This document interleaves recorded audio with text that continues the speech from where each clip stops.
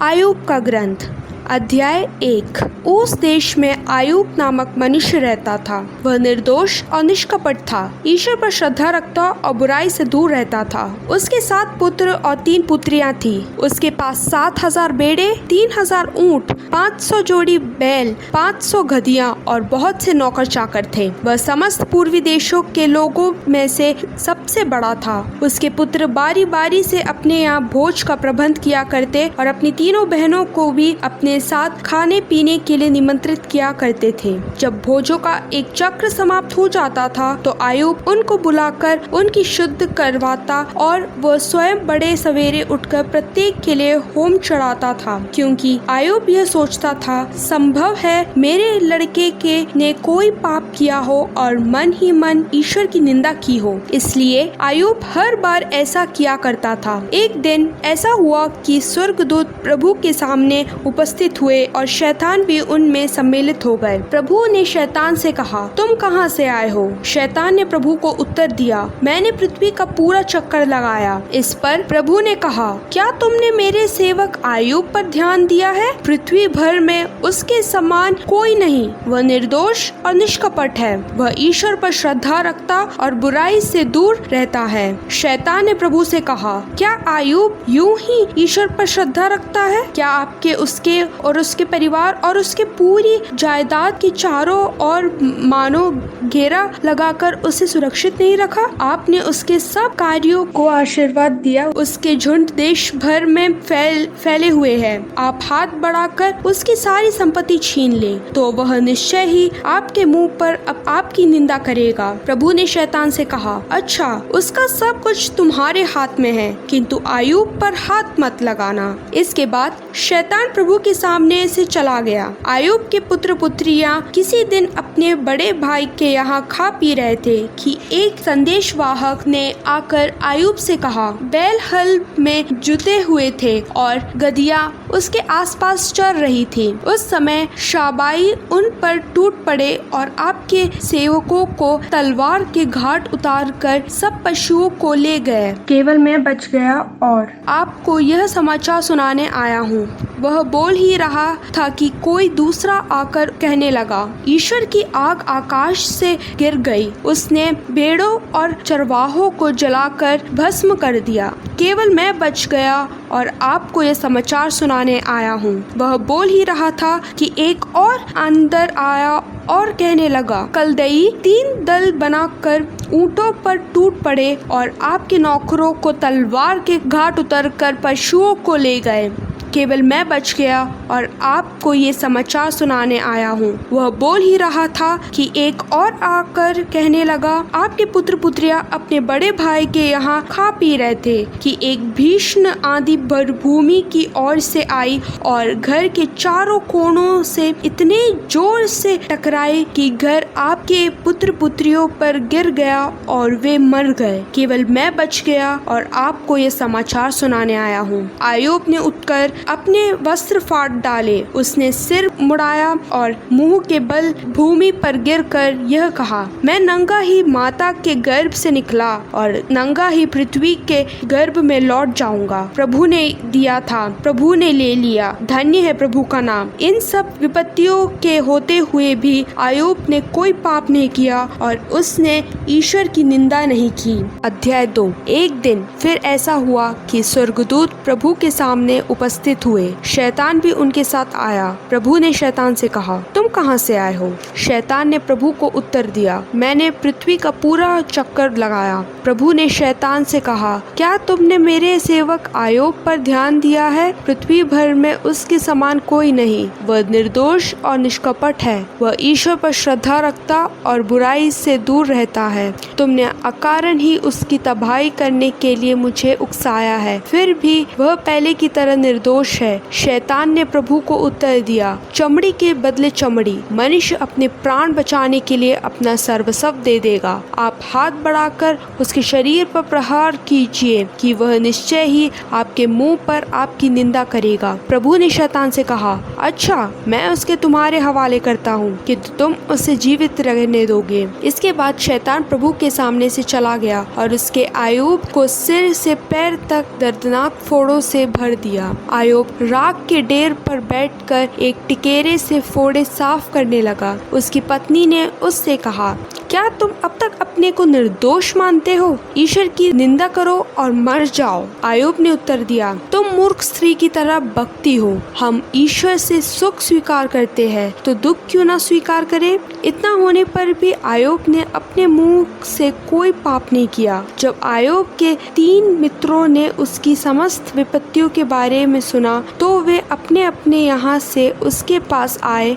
तेमा से एलीफज, शुअ से बिलद और नामात से सोफर। उन्होंने मिलकर संवेदना प्रकट करने और सांत्वना देने के लिए उसके पास जाने का निश्चय किया। जब वे उसे दूर से देखकर पहचान तक ना पाए तो जोरों से रोने लगे। उन्होंने अपने अपने वस्त्र फाड़े और आसमान की ओर राख फेंककर उसे अपने सिर पर डाल दिया। वे उसके पास 7 दिन और 7 रात जमीन पर बैठे रहे। उनमें कोई भी उससे एक शब्द तक ना बोल सका, क्योंकि उन्होंने अनुभव किया कि उसका दुख अपार है।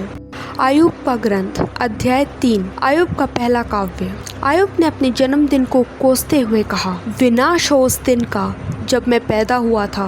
विनाश हो उस रात का जो कहती थी एक बालक का गर्भदान हुआ है। वह दिन अंधकारमय हो जाए, स्वर्ग में ईश्वर उसे भुला दे, प्रकाश उससे आलोकित ना करे, घोर अंधकार उसे आत्मसात कर ले, काली घटाएं उस पर छा जाए, सूर्य ग्रहण उसे भयानक बना दे, घोर अंधकार उस रात को निगल जाए, वर्ष के दिनों में उसकी गिनती ना हो, महीनों के लेखे में उसका उल्लेख ना हो। वह रात बंदे क्यों नहीं हुई, उसे आनंद की ध्वनि क्यों सुनाई पड़ी? दिन को कोसने वाले और लिव्यातान को जगाने वाले उस रात को अभिशाप दे। प्रभात के तारे अंधकारमय हो, जिससे वह रात व्यर्थ ही प्रकाश की प्रतीक्षा करे और उषा की किरणें कभी नहीं देख पाए, क्योंकि उसने मेरी आंखों से दुख छुपाने के लिए मेरी माता के गर्भ का द्वार बंद नहीं रखा।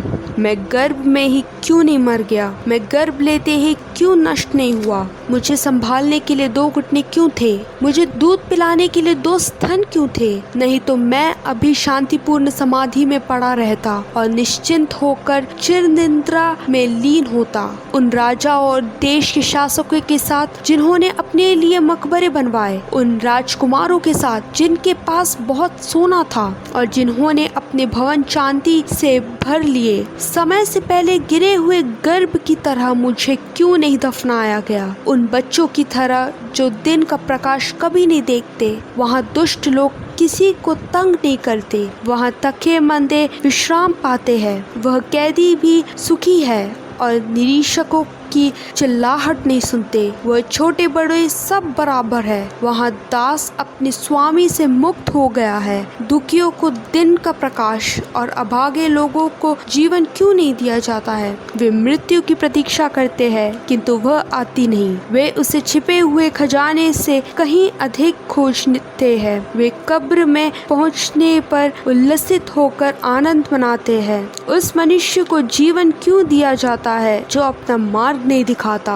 और जिसे ईश्वर चारों ओर से बाधित करता है? मेरा विलाप ही मेरा भोजन है, मेरी आहें जल स्रोत की तरह उमड़ती है। जिस बात का मुझे डर था वही मुझ पर गुजरती है, जिस बात से मैं भयभीत था वही मुझ पर आ पड़ी है। मुझे ना तो सुख है, न शांति और न विश्राम, यंत्रणा ही मुझे सताती रहती है। अध्याय 4। तब तेमानी एलीफज ने कहा, उसने तुम्हारी परीक्षा ली और तुम उदास हो गए हो, किंतु कौन बोलने से अपने को रोक सकता? तुमने बहुतों को शिक्षा प्रदान की और थके मांदे हाथों को शक्ति दी है। तुम गिरने वालों को समझाकर संभालते थे, तुम शिथिल घुटनों को सबल बना देते थे। अब जब तुम पर विपत्ति आती है तो निराश हो जाते हो। तुमको मारा गया तो घबरा गए हो? क्या तुम्हें अपनी धार्मिकता का भरोसा नहीं और अपने निर्दोष आचरण की आशा नहीं? यह बता दो, क्या निर्दोष का कभी सर्वनाश हुआ है या धर्मियों को मिटाया गया है? मैंने यह देखा है, जो बुराई जोते और दुख बोते हैं वे दुख ही लुनते हैं। ईश्वर के श्वास मात्र से उनका विनाश होता है। उसकी क्रोधाग्नि में वे भस्म हो जाते हैं। वे सिंहों की तरह गरजते हैं, किंतु उनके दांत तोड़ दिए जाते हैं। वे शिकार के अभाव में मरते हैं और उनके श्वास चितरे जाते हैं। मैंने एकांत में एक वाणी सुनी, उसकी मंद ध्वनि मेरी कानों में पड़ी। जिस समय मनुष्यों को गहरी नींद आती है, उस समय मैं रात्रि के दुस्वप्न में भयभीत होकर धरा उठा। मेरी एक एक हड्डी कांपने लगी। एक श्वास मेरी चेहरे छू गया और मेरे रोंगटे खड़े हो गए। कोई मेरे सामने खड़ा था, मैं उसे नहीं पहचान सका। एक छाया मेरी आंखों के सामने खड़ी रही। सन्नाटे में मुझे एक वाणी सुनाई पड़ी, क्या मनुष्य ईश्वर के सामने धर्मी, अपने सृष्टिकर्ता के सामने शुद्ध प्रमाणित हो सकता है?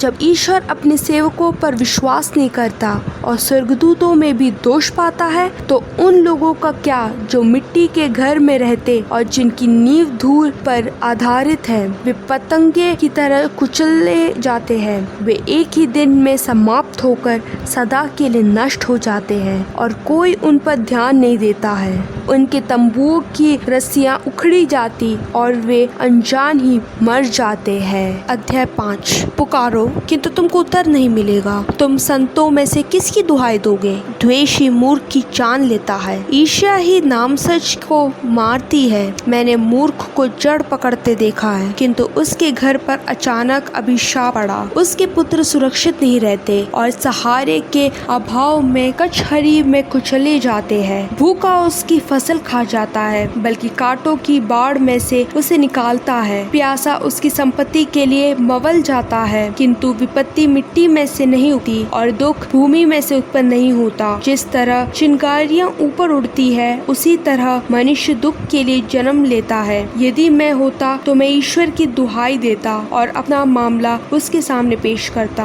वह अबोधगमय महान कार्य करता और असंख्य चमत्कार दिखाता है। वह पृथ्वी पर पानी बरसाता और खेतों को सींचता है। वह दीनों को ऊपर उठाता और दुखियों को मुक्त शांति देता है। वह दूतों के षड्यंत्र व्यर्थ करता है, जिससे उन्हें सफलता नहीं मिलती। वह चतुरों को उनकी चतुराई में फंसाता और कपटियों की योजनाएं मिटा देता है। अंधकार उन्हें दिन में ही घेर लेता है और वे दोपहर को रात की तरह टटोलते फिरते हैं। उसने दरिद्र को उनकी तलवार, उनके दांतों, उनके चंगुल से बचा लिया है। इस प्रकार निर्बल आशा नहीं छोड़ता और अन्याय का मुंह बंद हो जाता है। धन्य वह मनुष्य जिससे ईश्वर सुधारता है। इसलिए वह सर्वशक्तिमान के अनुशासन की उपेक्षा मत करो, क्योंकि वह घायल करने के बाद पट्टी बांधता है। उसके हाथ मारते भी है और चंगा भी करते हैं। वह 6 विपत्तियों से तुम्हारी रक्षा करेगा और 7वीं तुम्हें कोई हानि नहीं पहुंचाएगी। वह अकाल में तुमको मृत्यु से बचाएगा और युद्ध में तलवार के आघात से। तुम जीव के कीड़े से सुरक्षित होंगे और आने वाले विपत्तियों से नहीं डरोगे। तुम विनाश और अकाल का उपहास करोगे। तुम्हें पृथ्वी की पशुओं से भय नहीं होगा। खेत के पत्थरों से तुम्हारी संधि होगी और जंगल के बनाएले पशु तुम में मेल रखेंगे। तुम देखोगे कि तुम्हारे तंबू में शांति है। अपने पशुओं की गिनती करने पर तुम्हें एक भी काम नहीं मिलेगा। तुम देखोगे कि तुम्हारी संतति बहुसंख्यक होगी। तुम्हारे वंश पृथ्वी की घास की तरह होंगे। जिस तरह फसल के समय पूरे बखार में रखे जाते हैं, उसी तरह तुम्हें अच्छी पकी उम्र में कब्र में दफनाया जाएगा। हमने इन बातों की जांच की है, यही सच है। इन बातों पर ध्यान दो और लाभ उठाओ। अध्याय 6। तब आयोग ने उत्तर देते हुए कहा, यदि मेरी वेदना तौली जा सकती, यदि मेरी विपत्ति तराजू पर रखी जाती, तो वह समुद्र के बालू से भी अधिक भारी होती। यही कारण है कि मैं बिना सोचे समझे बोला हूँ। सर्वशक्तिमान के बाण मुझे भेते हैं। मेरी सांस उसका विष पीती है। ईश्वर के आतंक मेरे विरुद्ध पंक्तिबद्ध खड़े हैं। क्या जंगली गधा घास होने पर भी रेंगता है? क्या बैल सानी के सामने रबाता है? क्या फीका भोजन बिना नमक के खाया जाता है? क्या अंडे की सफेदी में स्वाद होता है? मुझे अपने भोजन से घृणा होती, वह मुझसे नहीं खाया जाता। ओह, यदि मेरी प्रार्थना सुनी जाती, यदि ईश्वर मेरी आशा पूरी करता, यदि ईश्वर मुझे रौंद डालता, यदि वह अपना हाथ खींचकर मेरा विनाश करता, तो मैं असह्य पीड़ा में भी आनंदित होता। मुझे यह सांत्वना मिलती कि मैंने परम पावन की वाणी नहीं बुलाई है। मेरा सामर्थ्य ही क्या है जो मैं आशा रखूं? मेरा भविष्य क्या है जो मैं जीवित रहना चाहूं? क्या मेरा बल चट्टान का बल है या मेरा शरीर खांसे का है? मुझ में कोई बल शेष नहीं रहा और मेरा कोई सहायक नहीं। निराश में मनुष्य मित्रों की दया का अधिकारी है, नहीं तो वह सर्वशक्तिमान पर श्रद्धा नहीं करेगा। मेरी भाई नदियों की तरह अविश्वसनीय है, जलधाराओं की तरह जो बह जाती है, जो वर्षा के समय चारों ओर उमड़ती है किंतु बाद में सूखने लगती और ग्रीष्म ऋतु में लुप्त हो जाती है। उनकी खोज में कारवां अपना रास्ता छोड़कर उजाड़ खंड में भटक कर नष्ट हो जाते हैं। तेमा के कारवां उनकी खोज में निकले शभाग के काफिलों को उन पर भरोसा था। वे अपनी आशा व्यर्थ समझकर दुखी है, वो पहुंचकर वे हैरान हो जाते हैं। इसी तरह तुम भी मेरी किसी काम के नहीं, मेरी विपत्ति देखकर तुम डरते हो। क्या मैंने कभी तुमसे कहा मेरी सहायता करो, अपनी विपत्ति से मुझे छुड़ा लो, शत्रु के हाथ से मुझे मुक्त करो, शक्तिशालियों के हाथ से मेरा उद्धार करो, मुझे शिक्षा दो और मैं मौन रहूंगा, मुझे समझा दो कि मेरा अपराध क्या है। सच्ची बातें में मुझे कोई आपत्ति नहीं, किंतु तुम्हारे तर्कों का कोई आधार नहीं होता। क्या तुम मेरे शब्दों में दोष निकालना चाहते हो? क्या तुम नहीं समझते कि ये निराशा के उद्गार है? जो हो सकता तो तुम अनाथ पर भी चिट्ठी डालते और अपने अंतरंग मित्र का सौदा करते। मेरी बातों पर ध्यान देने की कृपा करो। क्या मैं तुम्हारे सामने झूठ बोलूंगा? अभियोग लगाना छोड़ दो, अन्याय ना करो, छोड़ दो, मेरी साथ न्याय करो। क्या मेरी जिह्वा झूठ बोलती है? क्या मुझ में भले बुरे की पहचान नहीं? अध्याय 7। क्या इस पृथ्वी पर मनुष्य का जीवन सेना की नौकरी की तरह नहीं? क्या उसके दिन मजदूर के दिनों की तरह नहीं बीतते?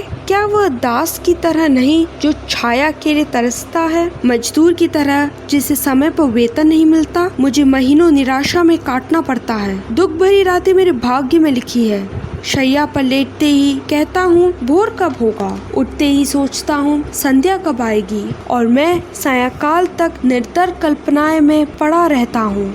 मेरी शरीर कृमियों और कुकरी से भर गया है, मेरी चमड़ी फट गई है और उससे पीप बह रही है। मेरे दिन जुलाहे की भरनी से भी अधिक तेजी से गुजर गए और तक तागा समाप्त हो जाने पर लुप्त हो गए हैं। प्रभु याद रख कि मेरा जीवन एक श्वास मात्र है और मेरी आंखें फिर अच्छे दिन नहीं देखेगी। जो मुझे देखा करता था वो मुझे फिर नहीं देखेगा। तेरी आंखें भी मुझे नहीं देख पाएगी। जिस तरह बादल छूट कर लुप्त हो जाता है, उसी तरह अधोलोक में उतरने वाला नहीं लौटता। वह फिर कभी अपने घर वापस नहीं आएगा। उसकी भूमि पर कोई उसकी प्रतीक्षा नहीं करेगा।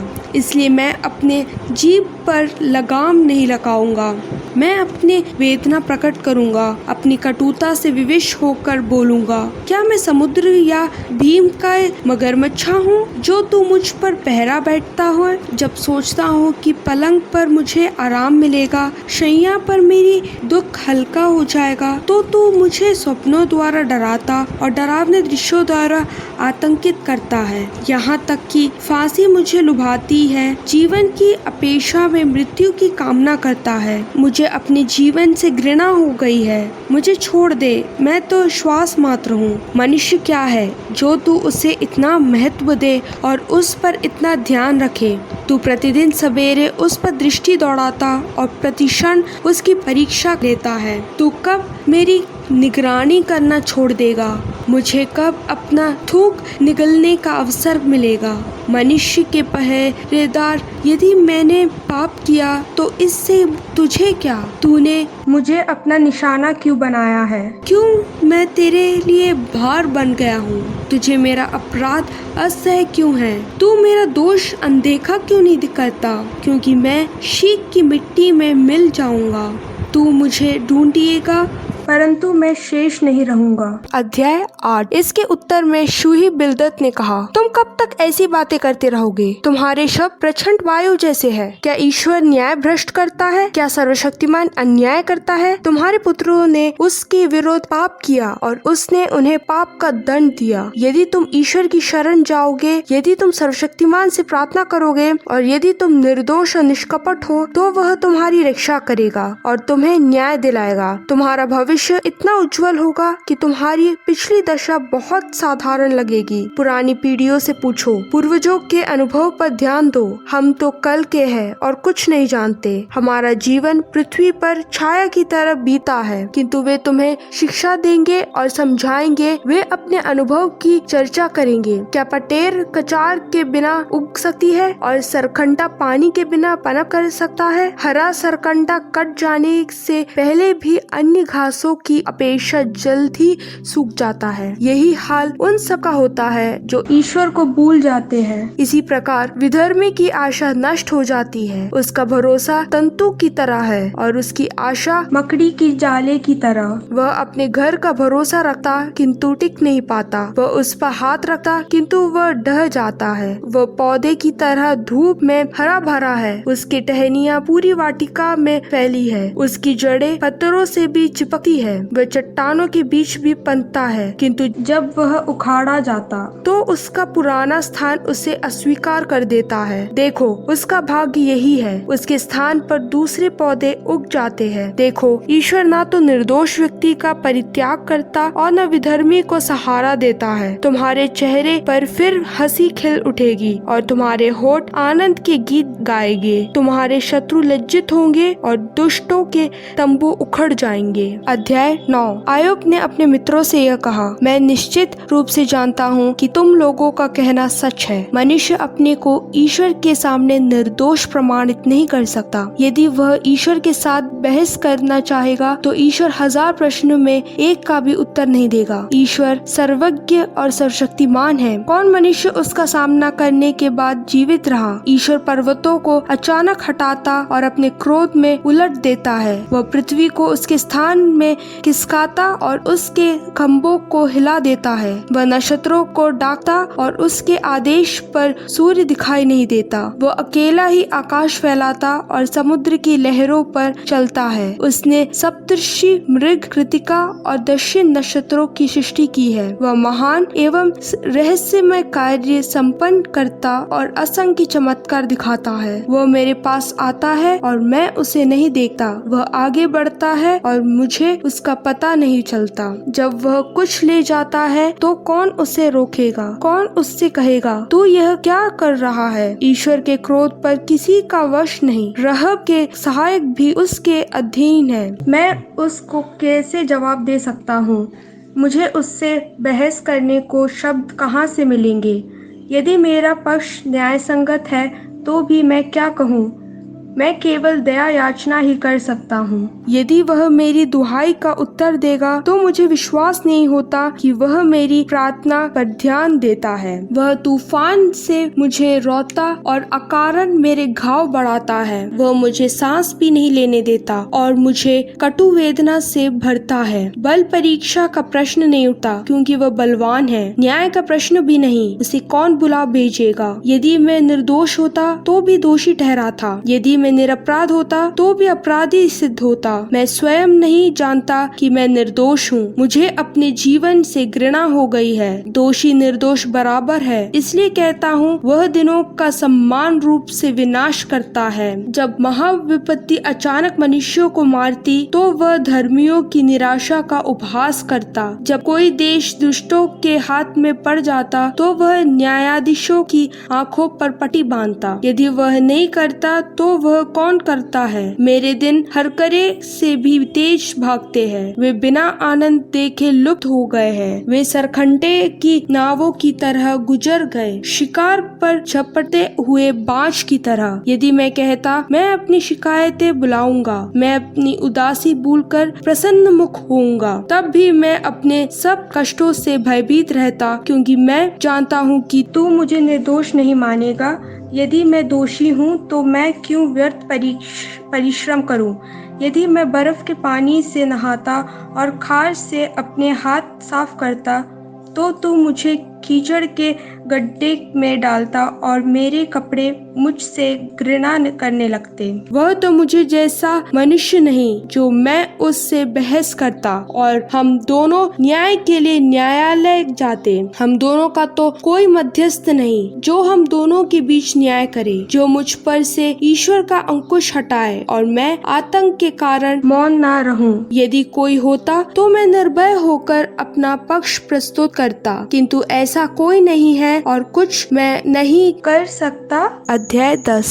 मैं अपने जीवन से घृणा करता हूँ, मैं अपने कष्टों के विषय में मौन नहीं रहूंगा। मैं कटुता भरे शब्दों में शिकायत करूंगा। मैं ईश्वर से कहूंगा, मुझे दोषी समझकर मेरे साथ व्यवहार न कर। मुझे बता कि तू मुझ पर कौन सा अभियोग लगाता है। तू मुझे सताता है, अपने हाथों की इस कृति का तिरस्कार करता है और दुष्टों की योजनाओं को प्रोत्साहन देता है। क्या तुझे इसमें आनंद मिलता है? क्या तेरी आंखें हमारी जैसी है? क्या तू हम मनुष्यों की तरह देखता है? क्या तेरे दिन हमारे जैसे बीतते हैं? क्या तू मनुष्यों की तरह अल्पायु है, जो तू मेरे अपराधों की खोज करता और मेरे पापों की जांच करता है, जबकि तू जानता है कि मैं निर्दोष हूँ और तेरे हाथों से मुझे कोई नहीं छुड़ा सकता। तूने अपने हाथों से मुझे बनाया, क्या तू अब विमुख होकर मेरा विनाश करेगा? याद कर, तूने मुझे मिट्टी से गढ़ा, क्या तू अब मुझे फिर धूल में मिला देगा? क्या तूने मुझे दूध की तरह नहीं उड़ेला और दही की तरह नहीं जमाया? तूने मुझे चमड़े और मांस का आवरण दिया, हड्डी और स्नायु से गूंथा,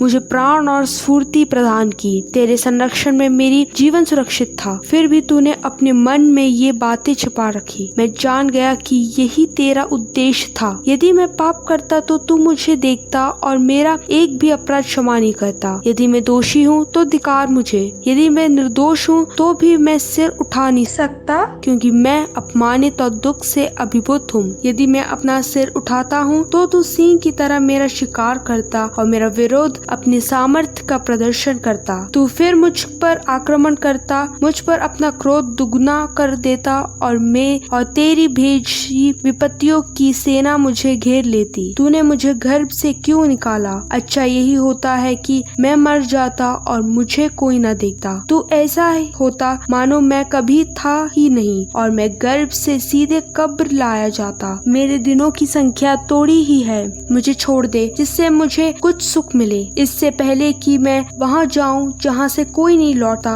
अंधकार और मृत्यु की छाया के देश में, उस देश में जहाँ उषा घोर रात्रि जैसी है, अराजकता और तिमिर के देश में, उस देश में जहाँ प्रकाश भी अंधकार जैसा है। अध्याय 11। तब नमाती सोफर ने उत्तर देते हुए कहा, क्या इस बकवाद का उत्तर नहीं किया जाएगा? क्या यह बातूनी निर्दोष माना जाएगा? क्या तुम्हारा बकवाद लोगों को निरुत्तर कर देगा? तुम उपहास करोगे तो क्या कोई तुमको नहीं डांटेगा? तुमने ईश्वर से कहा, मैं अपने को निर्दोष मानता हूँ और मैं तेरी दृष्टि में भी निर्दोष हूँ। ओह, कितना अच्छा होता कि ईश्वर कुछ कहता और अपने शब्दों में तुम्हें उत्तर देता, कि वह तुम पर अपनी प्रज्ञा का रहस्य प्रकट करता, क्योंकि वह मनुष्य की समझ से परे है। तो तुम जान जाते कि ईश्वर तुम्हारे अपराध का लेखा मांगता है। क्या तुम ईश्वर के रहस्यों की ताह ले सकते हो? क्या तुम सर्वशक्तिमान की पूर्णता समझ सकते हो? वह आकाश से भी ऊंची है, तुम क्या कर सकते हो? वह अधोलोक से भी गहरी है, तुम क्या जानते हो?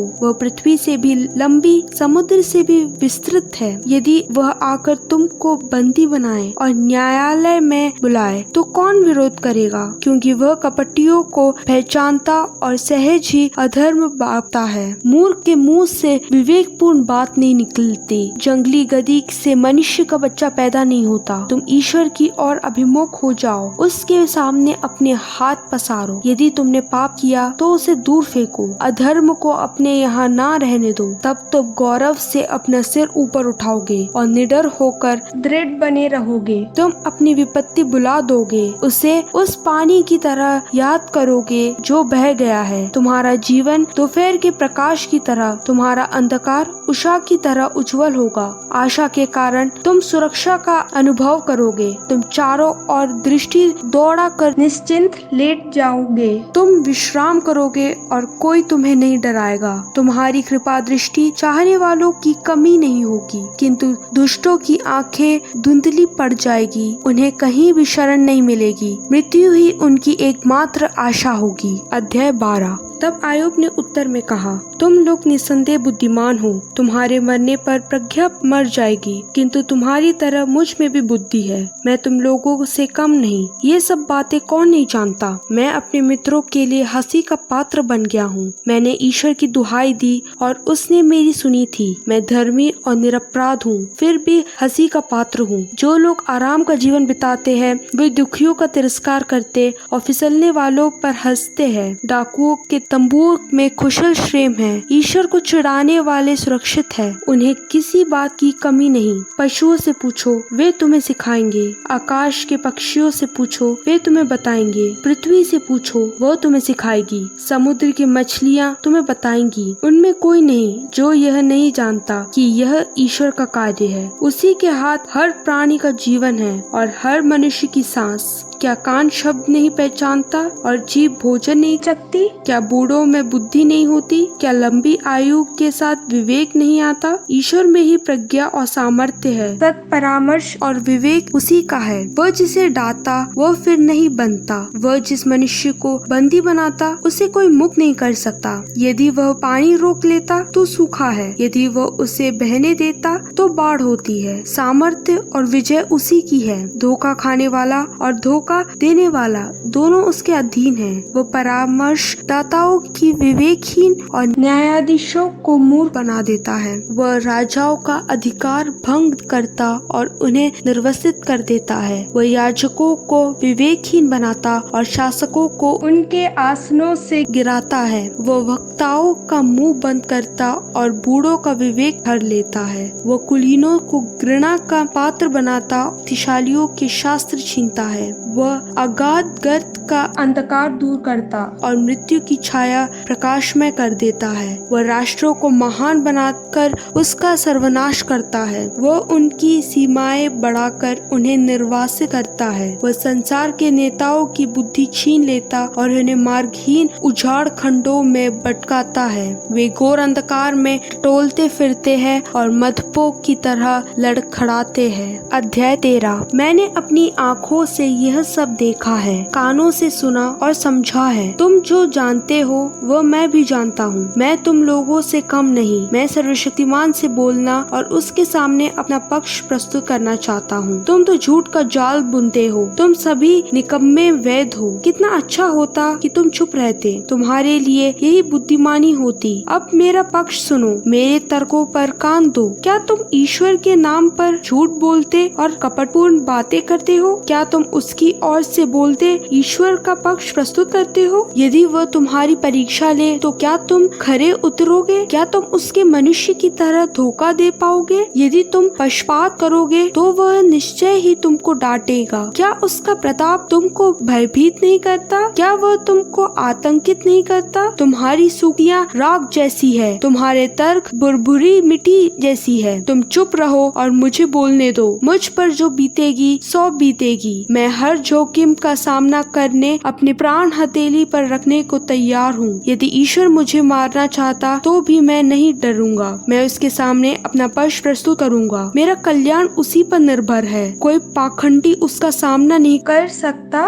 मैं बातें सावधानी से सुनूं, मेरे तर्कों पर कान दो। मैंने अपना मामला तैयार कर लिया। मैं निश्चय ही निर्दोष ठहराऊंगा। यदि कोई मेरे तर्कों का खंडन करेगा तो मैं मौन रहूंगा और प्राण त्याग दूंगा। ईश्वर मैं तुझसे ये 2 वरदान मांगता हूँ और मैं अपने को तुझसे नहीं छिपाऊंगा। मुझ पर से अपना हाथ हटा ले और मुझे आतंकित ना कर। तब मुझे बुला और मेरा उत्तर दूंगा, नहीं तो मुझे बोलने दे और तू ही उत्तर दे। मैंने कितने अपराध और पाप किए। मुझे बता कि मेरा विद्रोह और अपराध क्या है। तू अपना मुख क्यों छिपाता और मुझे अपना शत्रु क्यों समझता है। क्या तू उड़ते हुए पत्तों को डराना या सूखे हुए तिनके का पीछा करना चाहता है। जो तू मुझ पर कटु आरोप लगाता और मुझे जवानी के पापों का दंड देता है। मेरे पैरों को बेड़िया पहनाता, मेरा आचरण की कड़ी निगरानी और मेरे पदचिन्हों की जांच करता है। मनुष्य तो सड़ी हुई लकड़ी की तरह, कीड़े से खाए हुए कपड़े की तरह गुलगुल कर मरता है। अध्याय 4। स्त्री से उत्पन्न मानव थोड़े दिनों का है और कष्टों से गिरा है। वो फूल की तरह खिलकर मुरझाता, छाया की तरह शीघ्र ही विलीन हो जाता है। क्या तू ऐसे मनुष्य पर ध्यान देता और उसे न्याय के लिए अपने सामने बुलाता है। क्या कोई अशुद्ध से शुद्ध निकाल कर सकता है। नहीं, कोई नहीं। तूने उसे जीवन के दिनों और महीनों की संख्या निश्चित की है। वह मेरे द्वारा निर्धारित सीमा पार नहीं कर सकता, इसलिए उससे अपनी दृष्टि हटा ले। उसे रहने दे जिससे वह किराए के मजदूर की तरह अपना समय पूरा करे। वृक्ष के लिए आशा रहती है, वह काट जाने पर फिर हरा होता और उसमें अंकुर निकलते हैं। उसके मुझड़े भले ही जीर्ण हो गई हो, उसका टूट मिट्टी में सूख गया हो, फिर भी वह पानी की गंध मिलते ही पनप उठेगा और उसमें नए पौधे की तरह अंकुर फूटेंगे। किंतु मनुष्य मरकर पड़ा रहता है, वो प्राण निकलते ही समाप्त हो जाता है। भले ही समुद्र से पानी लुप्त हो जाए और नदी तप कर सूख जाए, फिर भी मृतक पड़े रहेंगे और नहीं उठ पाएंगे। जब तक आकाश का अंत नहीं होगा वे नहीं जागेंगे, उसकी नींद नहीं टूटेगी। ओह, यदि तू मुझे अधोलोक में छिपाता, अपना क्रोध शांत हो जाने तक नहीं आश्रय देता, यदि तू एक अवधि निश्चित करता, जब तू मुझे फिर याद करता, यदि मनुष्य मर कर पुनर्जीवित होता तो मैं अपने पूरे सेवा काल में तब तक परीक्षा करता रहता और जब तक उसमें मेरी मुक्ति का समय नहीं आ जाता। तू मुझे बुलाता और मैं उत्तर देता। तू अपने हाथों की कृति की प्रतीक्षा करता, तब तू मेरा एक एक कदम नहीं गिनता बल्कि मेरी पाप अनदेखा करता। तू मेरा अपराध थैली में मुहर बंद करता और मेरा अधर्म ढक लेता। जिस तरह पहाड़ टूटकर टुकड़े टुकड़े हो जाता और चट्टान अपने स्थान से हट जाती है, जिस तरह वर्षा पत्थर को घिस देती और जलधाराएं मिट्टी बहा ले जाती है, उसी तरह तू मनुष्य की आशा चकनाचूर कर देता है। तू उसे मारता और वह सदा के लिए चला जाता है। तो उसका चेहरा बिगाड़ कर उसे भगा देता है। उसके पुत्र सम्मानित है तो उसे इसका पता नहीं चलता। वे तिरस्कृत हो जाते हैं किंतु उसे उसकी जानकारी नहीं होती। उसे केवल अपने ही शरीर की पीड़ा का अनुभव होता है। वह अपने लिए ही शोक मनाता है। अध्याय 15। तब तेमानी एलिफज ने उत्तर देते हुए कहा, क्या बुद्धिमान बकवाद करता और अपना पेट पश्चिमी हवा से फुलाता है? क्या वह खोखले तर्क देता और निर्तक बातें बगाड़ता है? तुम तो ईश्वर पर श्रद्धा की जड़ काटते और ईश्वर की भक्ति में बाधा डालते हो। तुम्हारा पाप तुम्हारे मुंह से बोलता है। तुम कपटियों जैसी बातें करते हो, इसलिए मैं नहीं बल्कि तुम्हारा ही मुंह तुमको दोषी ठहराता। तुम्हारे ही होठ तुम्हारे विरुद्ध गवाही देते हैं। क्या मनुष्यों से सबसे पहले तुम्हारा ही जन्म हुआ था? क्या पहाड़ियों के पहले तुम्हारी ही उत्पत्ति हुई थी? क्या तुम ईश्वर की सभा में बैठकर प्रज्ञा प्राप्त कर चुके हो? तुम क्या जानते हो जो हम नहीं जानते? तुम क्या समझते हो जो हम नहीं समझते? हमारे पक्ष में ऐसे पक्के बाल वाले बूढ़े हैं जिनकी उम्र तुम्हारे पिता से भी अधिक है। क्या तुम ईश्वर की सांत्वना और हमारे संतुलित शब्दों का तिरस्कार करते हो? तुम इस प्रकार उत्तेजित क्यों होते हो? तुम्हारे आंखें आवेश में क्यों चमकती है? तुम क्यों ईश्वर के प्रति क्रोध व्यक्त करते और अपनी जीभ को ऐसा कटु शब्द कहने देते हो? मनुष्य क्या है जो वह शब्द होने का दावा करे, स्त्री की संतान क्या है जो निर्दोषता का दावा करे। यदि ईश्वर स्वर्गदूतों का विश्वास नहीं करता और प्रकाश उसी दृष्टि में निर्मल नहीं, तो घृणित और भ्रष्ट मनुष्य की क्या बात जो पानी की तरह पाप पीता है। मेरी बात सुनो, मैं तुम्हें शिक्षा दूंगा। मैंने जो देखा है वह तुम्हें बताऊंगा। मैं ज्ञानियों की वह शिक्षा दोहराऊंगा जो उन्हें अपनी पूर्वजों से मिली थी और जिसे उन्होंने पूर्ण रूप से प्रकट किया। उनके पूर्वजों को यह देश उस समय मिला था जब उनके बीच कोई परदेशी नहीं रहता था। दुष्ट का हृदय जीवन भर अशांत रहता है। अत्याचारी को थोड़े ही वर्ष दिए जाते हैं। जोखिम की खबरें उसे आतंकित करती रहती है। समृद्धि के दिनों में उस पर छापामार टूट पड़ते हैं। उसे घोर अंधकार से बच निकलने की आशा नहीं। उसके सिर पर तलवार लटकती रहती है। वह मारा मारा फिरता है। वह गीदों का शिकार है। वह जानता है कि उसके लिए अंधकार निकट है। वेदना और विपत्ति उसे आतंकित करती है। वे आक्रामक राजा की तरह उस पर टूट पड़ती है। क्योंकि उसने ईश्वर के विरुद्ध विद्रोह किया, सर्वशक्तिमान का सामना करने का साहस किया। वह मोटी डाल की आड़ में सिर झुकाकर उस पर टूट पड़ा। उसके चेहरे पर मोटापा छा गया और उसके शरीर पर चर्बी चढ़ गई है। वे उजड़े हुए नगरों में बस गया था, ऐसे टूटे फूटे घरों में जो खंडहर होने को है। वह धनी नहीं बनेगा, उसकी संपत्ति उसके पास नहीं रहेगी। वह पृथ्वी पर नहीं फलेगा फूलेगा। उसकी संपत्ति उसके पास नहीं रहेगी। वह पृथ्वी पर नहीं फैलेगा फूलेगा। वह अंधकार से नहीं निकल पाएगा। आग उसकी टहनियों को मुरझा देगी। वह उस गर्वा हवा से नहीं बच पाएगी। वह मिथ्या बातों का भरोसा कर अपने को धोखा ना दे। उसे निराश होने पड़ेगा। उसकी टहनियाँ समय से पहले मुरझाएगी और उसकी डालियाँ फिर हरी नहीं होगी। उसके कच्चे फल दाखलता की तरह जड़ जाएगी। उसके फूल जैतून की तरह गिर जाएगी। उसकी दुष्ट की संतति निष्फल होती है।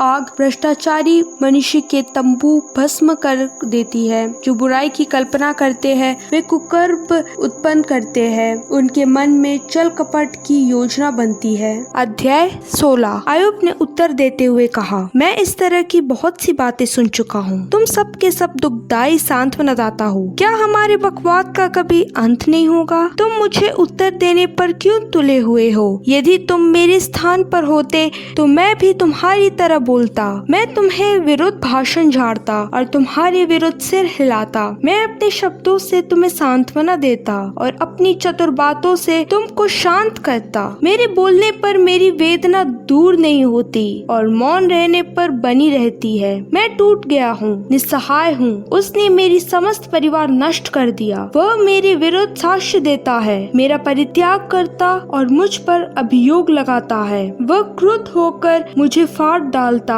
और मेरे विरुद्ध दांत पीसता है। मेरा विरोधी मुझ पर आग गड़ाता है। लोग मेरा उपहास करते और मुझे थप्पड़ मारते हैं। वे मेरे चारों ओर खड़े रहते हैं। ईश्वर ने मुझे दुष्टों के हाथ दे दिया, मुझे विधर्मियों के पंजे में डाल दिया है। मैं सुख शांति से रहता था, किंतु उसने मुझे झकझोरा। उसने मेरी गर्दन पकड़कर मुझे पछाड़ा और मुझे अपना निशासन बनाया है। उसके बाण मुझे चारों ओर से मारते हैं। वह निर्दयता से मेरे गुर्दे चीरते और मेरा पित्त भूमि पर बखेरता है। वह बार बार मुझे छेदित करता और योद्धा की तरह मुझ पर टूट पड़ता है। मैंने टाट सी कर पहन लिया और अपना माथा धूल से छिपाया। मेरा चेहरा रोते रोते लाल हो गया है। मेरी आंखों पर मृत्यु की छाया पड़ गई है। फिर भी मेरे हाथों ने हिस्सा नहीं की और मेरी प्रार्थना निष्कपट है। पृथ्वी मेरी बहाया रक्त मत ढको। मेरी दुहाई की आवाज शांत ना हो जाए। अब भी स्वर्ग में मेरी साक्षी है, ऊंचाई पर मेरा समर्थक है। मेरे मित्र भले ही मेरा उपहास करे, मैं ईश्वर के सम्मुख आंसू बहाता हूँ। जिस तरह कोई व्यक्ति मनुष्य के सामने किसी का पक्ष लेता है, उसी तरह कोई समर्थक ईश्वर के सामने मनुष्य का पक्ष प्रस्तुत करे, क्योंकि मुझे थोड़े ही वर्षों के बाद उस मार्ग से जाना होगा जहाँ से कोई नहीं लौटता। अध्याय 17। मेरा मन टूट गया है, मेरे दिन समाप्त हो रहे हैं। मेरे लिए कब्र ही बाकी है। मेरे निंदक मेरे चारों ओर खड़े हैं, उनका उपहास मुझे सोने नहीं देता। प्रभु, तू ही मेरे लिए जमानत दे, मेरे लिए ऐसा कोई भी नहीं करेगा।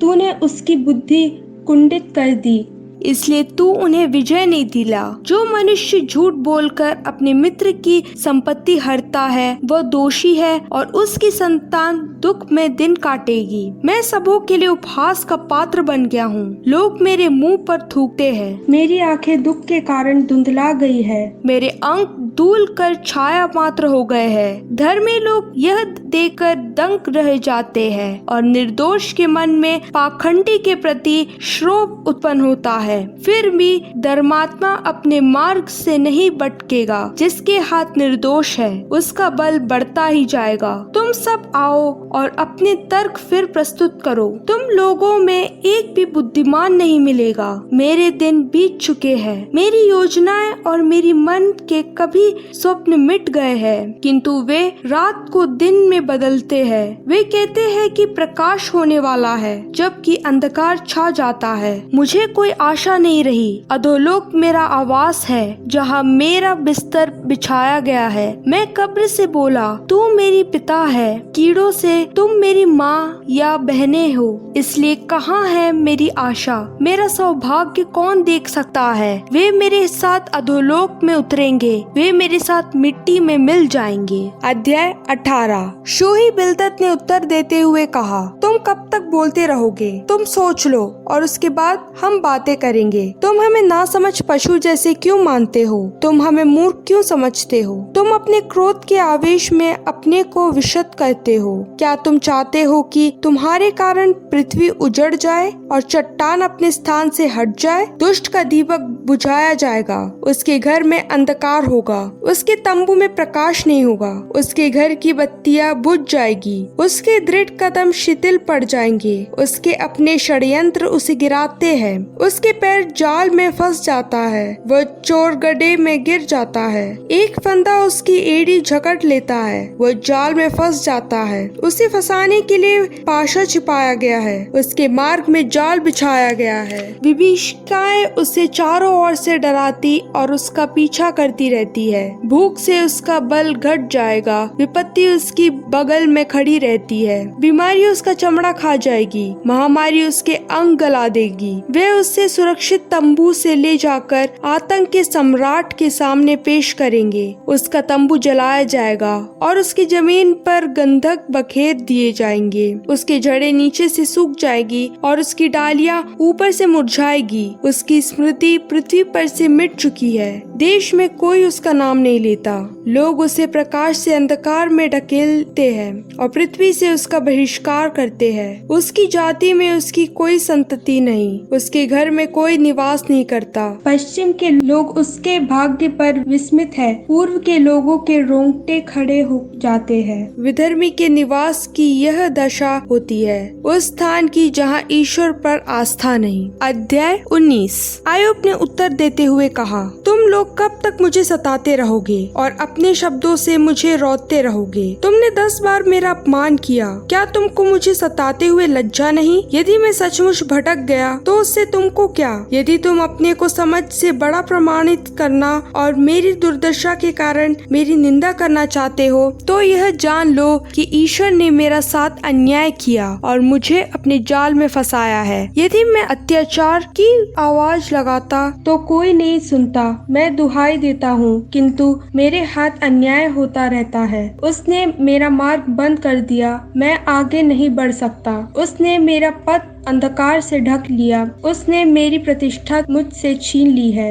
उसने मेरे सिर का मुकुट उतार दिया है, वह चारों ओर से मेरी जड़ काटता है। उसने मेरी आशा का वृक्ष उखाड़ा है, उसका क्रोध मुझ पर भटक उठा। उसने मेरे साथ शत्रु जैसा व्यवहार किया, उसके सैनिक मेरी ओर आगे बढ़ते हैं। वे मेरे पास तक का मार्ग बनाते और मेरे तंबू की घेराबंदी करते हैं। उसने मेरे भाई बहनों को मुझसे दूर कर दिया, मेरे परिचित मुझे पराया समझते हैं। मेरे संबंधी मुझे छोड़कर चले गए। मेरे मित्रों ने मुझे भुला दिया। मेरे अतिथि और दासियां मुझे परदेशी समझते हैं। मैं उनकी दृष्टि से अपरिचित बन गया हूँ। मैं अपने नौकर को बुलाता हूँ, वो उत्तर तक नहीं देता। यद्यपि मैं उससे विनय पूर्वक निवेदन करता हूँ। मेरा सास से मेरी पत्नी को घृणा होती है। मेरे अपने पुत्र मुझे घृणित समझते हैं। छोकरे भी मेरी हंसी उड़ाते हैं। जब मैं उठ खड़ा होता हूँ, उपहास करते हैं।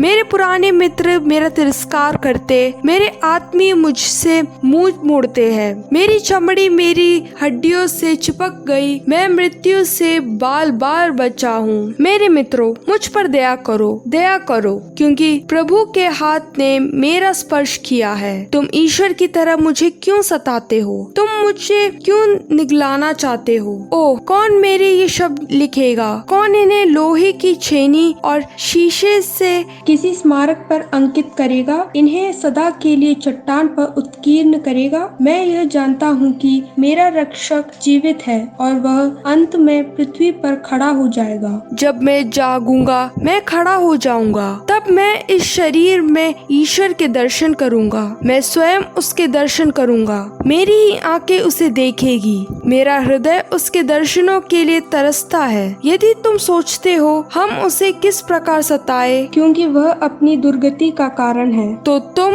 अपनी तलवार से सावधान रहो, क्योंकि तुम्हारी क्रूरता तलवार के दंड के योग्य है। तब तुम जान जाओगे कि न्याय होता है। अध्याय 20। तब नमाती सोफर ने उत्तर देते हुए कहा, मेरी व्याकुलता के कारण मेरे विचार मुझे बोलने को बाध्य करते हैं। तुम्हारी आलोचना मेरा अपमान करती है। मेरी बुद्धि मुझे उत्तर सुझाती है। क्या तुम यह नहीं जानते कि प्राचीन काल से, उस समय से जब मनुष्य पृथ्वी पर प्रकट हुआ, दुष्ट की विजय अल्पकालीन है, विधर्मी का आनंद क्षणभंगुर है। उसकी लंबाई भले ही आकाश की तरह ऊंची हो, उसका सिर भले ही बादलों तक पहुंचता हो, किंतु वह अपने मल की तरह सदा के लिए लुप्त हो जाएगा। जो उसे देखा करते थे वे बोल उठेंगे, वह कहाँ है? वह स्वप्न की तरह मिट जाएगा और उसका कहीं पता नहीं चलेगा। वह रात के दृश्य की तरह अंतर्धान होगा। जो आँख उसे देखा करती थी वह अब से नहीं देखेगी। उसके अपने घर में उसका कहीं पता नहीं चलेगा। उसके पुत्र दरिद्रों को क्षतिपूर्ति देंगे, उसके हाथ उसकी संपत्ति लौटाएंगे। उसकी हड्डियां जवानी के जोश में भरी थी, किंतु वे उसके साथ धूल में पड़ी रहेगी। बुराई का स्वाद उसे इतना पसंद है कि वह उसे अपनी जीभ के नीचे छिपाता है, उसे अपने मुंह में रखता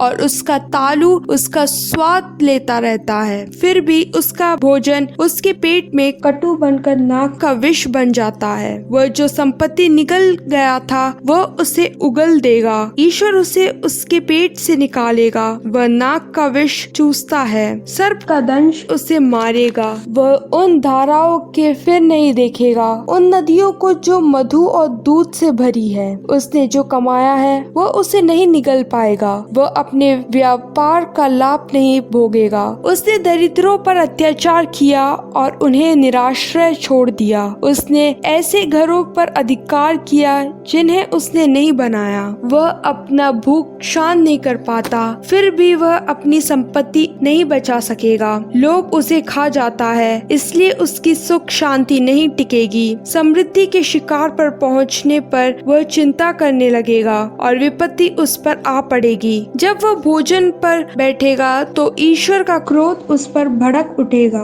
वह उस पर अपना कोप भोजन की तरह बरसाएगा। यदि वह लोहे के शस्त्र से बचेगा तो खासे का धनुष उसे छेदित करेगा। जब वह उसे अपने शरीर से निकालेगा और उसकी नोक अपने पिताश्रय से खींचेगा तो मृत्यु का डर उसे आतंकित करेगा। उसके खजाने पर अंधकार छा जाएगा। एक रहस्यमय आग उसकी संपत्ति का खा जाएगी और वह सब भस्म करेगी जो उसके तंबू में रह गया है। आकाश उसकी दुष्टता प्रकट करेगा और पृथ्वी उसके विरुद्ध खड़ी हो जाएगी। क्रोध के दिन की जलधाराएं उसके घर की संपत्ति बहा ले जाएगी। यही दुष्ट मनुष्य का वह भाग्य है जिससे ईश्वर ने उसके लिए निर्धारित किया। अध्याय 21। आयुब ने उत्तर देते हुए कहा, मेरी बात ध्यान से सुनो, यही मेरे लिए तुम्हारी सांत्वना हो। मुझे अपना पक्ष प्रस्तुत करने दो, इसके बाद तुम मेरा उपहास कर सकते हो। क्या मैं किसी मनुष्य से शिकायत करता हूँ तो मैं अपना धैर्य क्यों नहीं खो देता? मेरी ओर देखो, तुम दंग रह जाओगे और दांते तले उंगली दबाओगे। इस पर विचार करने पर मैं घबरा जाता हूँ, मेरा शरीर तर तर कांपने लगता है। विधर्मी क्यों जीवित रहते हैं? उनका सामर्थ्य उम्र के साथ क्यों बढ़ता जाता है? उनकी संतति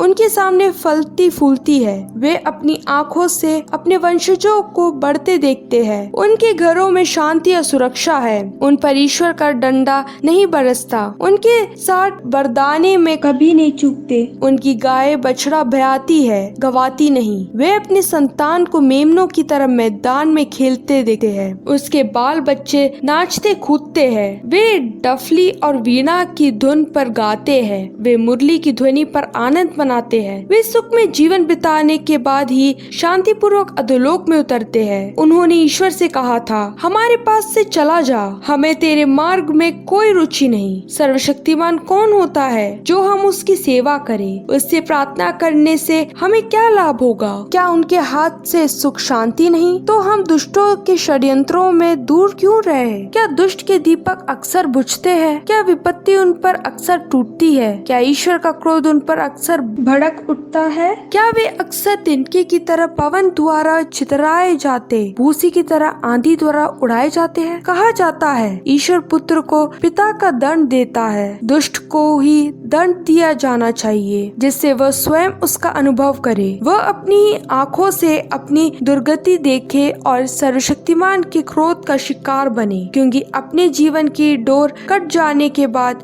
उसे अपने घराने की क्या चिंता? ईश्वर दूतों का भी न्याय करता है, तो क्या कोई मनुष्य उसे ज्ञान सिखा सकता है? कोई व्यक्ति सुख शांति में जीवन बिताते हुए मृत्यु तक पूर्ण स्वस्थ रहता है। उसका शरीर हष्ट पुष्ट है और उसकी हड्डियां की बजा तरल है। दूसरा व्यक्ति सुख देखने बिना कुड़ कुड़ कर प्राण छोड़ता है। दोनों समान रूप से धूल में पड़े रहे और उन्हें कीड़े ढक देते हैं। मैं अच्छी तरह तुम्हारे विचार भांपता हूँ। मैं जानता हूँ कि तुम मेरे विषय में क्या सोचते हो। तुम कहते हो, शासक का भवन कहाँ है? कहाँ है वह तंबू जहाँ डाकू रहते हैं? क्या तुमने यात्रियों से यह नहीं पूछा? क्या तुम उनका कहना प्रमाणित नहीं मानते? दुष्विपत्ति के दिन सुरक्षित रहता है, उसे कोप के दिन आश्रय मिलता है। कौन उसके मुंह पर उसके आचरण की निंदा करेगा? कौन उससे उसके कर्मों का बदला चुकाएगा? लोग उसकी शव यात्रा में सम्मिलित होते और उसके समाधि का जागरण करते हैं। घाटी की मिट्टी उसे हल्की लगती है। सब लोग उसके पीछे पीछे चलते हैं। अपार जल समूह उसके साथ चलता है। इसलिए तुम लोगों की सांत्वना व्यर्थ है। तुम्हारे तर्कों में कोई सत्य नहीं। अध्याय 22।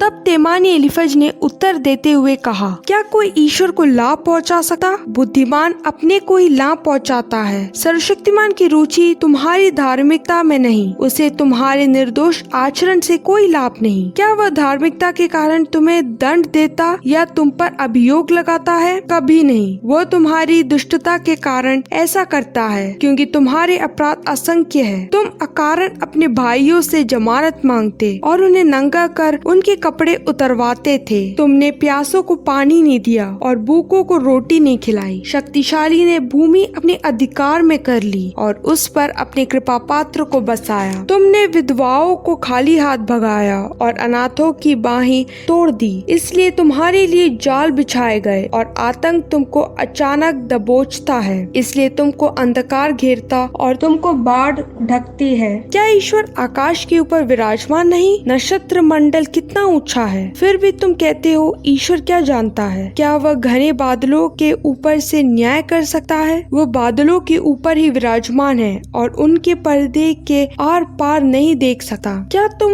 उस पुराने मार्ग पर चलना चाहते हो जिस पर दुर्जन जा चुके हैं? वे समय से पहले उठा लिए गए, उनकी नींव बाढ़ से बहा दी, क्योंकि वे ईश्वर से कहते थे हमारे पास से चला जा और सर्वशक्तिमान से हमको क्या। फिर ईश्वर ने उनके घर उत्तम वस्तुओं से भर दिए थे, इसलिए मैं दुष्टों के षड्यंत्रों से दूर रहता हूँ। धर्मी दुष्टों का विनाश देखकर आनंद मनाएगा, निष्कपट व्यक्ति या कहते हुए उनका उपहास करेगा। हमारे विरोधियों का विनाश हो गया, उनकी संपत्ति आग ने भस्म कर दी। ईश्वर से मेल करो, तुम्हें फिर सुख शांति मिलेगी। उसके मुख से शिक्षा ग्रहण करो, उसके शब्द अपने हृदय में संचित करो। यदि तुम सर्वशक्तिमान के पास लौटोगे और अपने तंबू से अन्याय को दूर कर दोगे, यदि तुम अपना सोना धूल जैसा और ओफिर का सोना नदी के पत्थरों जैसे समझोगे, तो सर्वशक्तिमान तुम्हारे लिए सोने और चांदी का ढेर बन जाएगा। अब तुम सर्वशक्तिमान को अपना सर्वोत्तम आनंद मानोगे और ईश्वर की ओर अभिमुख हो जाओगे। वह तुम्हारी प्रार्थना स्वीकार करेगा और तुम उससे उसके लिए अपनी मन्नतें पूरी करोगे। तुम्हारी सभी योजनाएं सफल होगी, तुम्हारा मार्ग प्रकाशमान होगा, क्योंकि ईश्वर घमंडी को नीचा दिखाता और दीनहीन की रक्षा करता है। वह निर्दोष का उद्धार करता है। तुमको अपनी पवित्रता के कारण मुक्ति मिलेगी। अध्याय 23। तब आयुब ने उत्तर देते हुए कहा, आज भी मेरी वाणी में विद्रोह है, उसका हाथ मुझ अभागे पर भारी है। ओह, यदि मैं जानता कि वह कहाँ मिलेगा तो मैं उसके सामने उपस्थित हो जाता। मैं अपना मामला पेश करता और अपनी सफाई में अनेक तर्क प्रस्तुत करता। तब मैं उसका उत्तर सुनता और उसको शब्दों पर विचार करता। क्या वह मुझ पर कठोर अभियोग लगाता? कभी नहीं। वह ध्यान से मेरी बातें सुनता। वह निष्कपट व्यक्ति अपना पक्ष प्रस्तुत करता और मैं अपने न्यायकर्ता के सामने निर्दोष ठहराता। मैं जब पूर्व की ओर जाता हूँ तो वह वहाँ नहीं मिलता, पश्चिम की ओर जाता हूँ तो वह मुझे वहाँ नहीं दिखाई देता। मैं उसे उत्तर में खोजता किंतु उसे वहाँ नहीं देखता। मैं लौटकर उसे दक्षिण में ढूंढता किंतु वह नहीं मिलता। फिर भी वह मेरा आचरण जानता है। मैं उसकी परीक्षा में स्वर्ण की तरह शुद्ध ठहरूंगा। मैं उसके पद चिन्हों पर चलता रहा, मेरे पैर उसके मार्ग से नहीं भटकते। मैं उसकी आज्ञाओं के पालन में से विचलित नहीं हुआ। मैंने उसके वचनों को अपने हृदय में संचित रखा, किंतु वह प्रभु है, उसका विरोध कौन करेगा? वो जो कहता है वही होकर रहेगा। वह अपने मन की अन्य योजनाओं की तरह मेरे विषय में भी अपनी योजना पूरी करेगा। मैं उसके सामने आतंक से कांपता हूँ। मैं जितना अधिक सोचता हूँ उतना अधिक भयभीत हो जाता हूँ। ईश्वर ने मेरा साहस छीन लिया, सर्वशक्तिमान ने मुझे आतंकित कर दिया। फिर भी अंधकार ने मुझे नहीं डराया, बल्कि मैं अज्ञात भविष्य से घबराता हूँ। अध्याय 24। सर्वशक्तिमान न्याय का दिन क्यों नहीं निर्धारित करता? उसके भक्त अपने दिन क्यों नहीं देखते? दुर्जन खेतों की सीमा पत्थर खिसकाते हैं और चुराए हुए झुंड चराते हैं। वे अनाथों का गधा हाँक कर लेते जाते हैं और विधवा के बैल को बंधक के रूप में रखते हैं। वे गरीबों को मार्गों से भगाते हैं। देश के सभी दरिद्र छिपने को बाध्य हो जाते हैं, जिससे वे मुंह अंधेरे निकलकर भोजन की खोज में जंगली गधों की तरह उजाड़ खंड पे भटकते फिरते हैं। उससे उनके बच्चों का निर्वाह होता है। वे रात को लुने हुए खेतों में सिला बिनते और दुष्टों की दागभारी में बचे हुए अंगूर तोड़ते हैं। वे कपड़ों के अभाव में रात को नंगे पड़े रहते हैं। जाड़े में भी उनके पास ओढ़ने को कुछ नहीं। वे पर्वतों की वर्षा से भीगते और आश्रय के अभाव में चट्टान पर पड़े रहते हैं। दुर्जन पितृहीन बच्चों को उनकी माता की गोद से छीनते और दरिद्र की सांत्वना को बंधक के रूप में रखते हैं। गरीब कपड़ों के अभाव में नंगे घूमा करते हैं। वे दूसरों के फूले चूल्हे धोते और स्वयं भूखे रहते हैं। वे दूसरों के यहाँ तेल फेरते और अंगूर रोते हुए भी प्यासे रहते हैं। शहरों में मरने वाले विलाप करते और घायल सहायता के लिए पुकारते हैं, किंतु ईश्वर इस बात पर ध्यान नहीं देता। दुर्जन ज्योति के विरुद्ध विद्रोह करते, उसे पीठ दिखाते और उसकी उपेक्षा करते हैं। हत्यारा मुंह अंधेरे उठकर दरिद्र का वध करता और रात को चोरी करना जाता है। वे बिचारी की आंखें झुटपुटे की राह देखती है। वो सोचता है मुझे कोई नहीं देख पाएगा और वह अपने चेहरे पर पर्दा डालता है। वे अंधेरे में घरों में सेंध मारते और दिन में छिपे रहते हैं। वे प्रकाश में किनारा काटते हैं। बोर उनके लिए मृत्यु की छाया जैसे है, घोर अंधकार उसे सखा है। वे पानी पर बहते तिनके के सादृश्य है। उनकी भूमि लोगों द्वारा अभिशप्त है और उनकी दागबारी में कोई नहीं जाता। जिस तरह सूखी भूमि पर गर्मी पिघली बर्फ सोख लेती है, उसी तरह अधोलोक पापी को निगलता है। उसकी माता उसे भुला देती है, उसे कीड़े खा जाते हैं, उसे कोई नहीं याद करता। दुष्पेड़ की तरह काट दिया जाता है। उसे बहाकर शोषण किया और विधवा के साथ अच्छा व्यवहार नहीं किया। किंतु जब ईश्वर उठा है, जो शक्तिशालियों को भी ले जाता है, तो उसे जीवित रहने की आशा नहीं। फिर भी ईश्वर उसे सुरक्षा में रहने देता, किंतु उसकी आंखें उसके आचरण का निरीक्षण करती रहती है। वह थोड़े समय तक फलता फूलता और समाप्त हो जाता है। वह कटे हुए पौधों की तरह अचानक ढेर हो जाता है। यदि ऐसा नहीं तो कौन मुझे झूठ प्रमाणित करेगा और मेरे तर्कों का खंडन करेगा। अध्याय 25। तब बिलदद ने उत्तर देते हुए कहा, प्रभुत्व और आतंक प्रभु का है। वह आकाश की ऊंचाइयों में शांति बनाए रखता है। उसकी सेनाएं कौन गिना सकता है? उसकी ज्योति का उदय किस पर नहीं होता? क्या मनुष्य ईश्वर की दृष्टि में धार्मिक हो सकता है? क्या स्त्री की संतान पवित्र होने का दावा कर सकती है? जब उसकी दृष्टि में चंद्रमा प्रकाशमान नहीं और नक्षत्र शुद्ध नहीं, तो मनुष्य की बात ही क्या जो मात्र कीड़ा है, आदम की संतान ही क्या जो मात्र कृमि है। अध्याय 26। आयुब ने उत्तर देते हुए कहा, तुम निर्बल की कैसी सहायता करते हो? तुम अशक्त बाघ को कैसे संभालते हो? तुमने अज्ञानी को कैसा परामर्श दिया? तुमने विवेक का कितना अच्छा प्रदर्शन किया। तुमने किसको संबोधित किया? तुमको यह ज्ञान किससे प्राप्त हुआ? मृतक और समुद्र के नीचे से निवासी ईश्वर के सामने तर तर कांपते हैं। अधोलोक उसके सामने खुला है, महागर्त उसके सामने अनावृत है। वह उत्तरी आकाश को फैलाता और पृथ्वी को शून्य में लटकाता है। वह बादलों में पानी जमा करता है और बादल उससे बोध से नहीं फटते।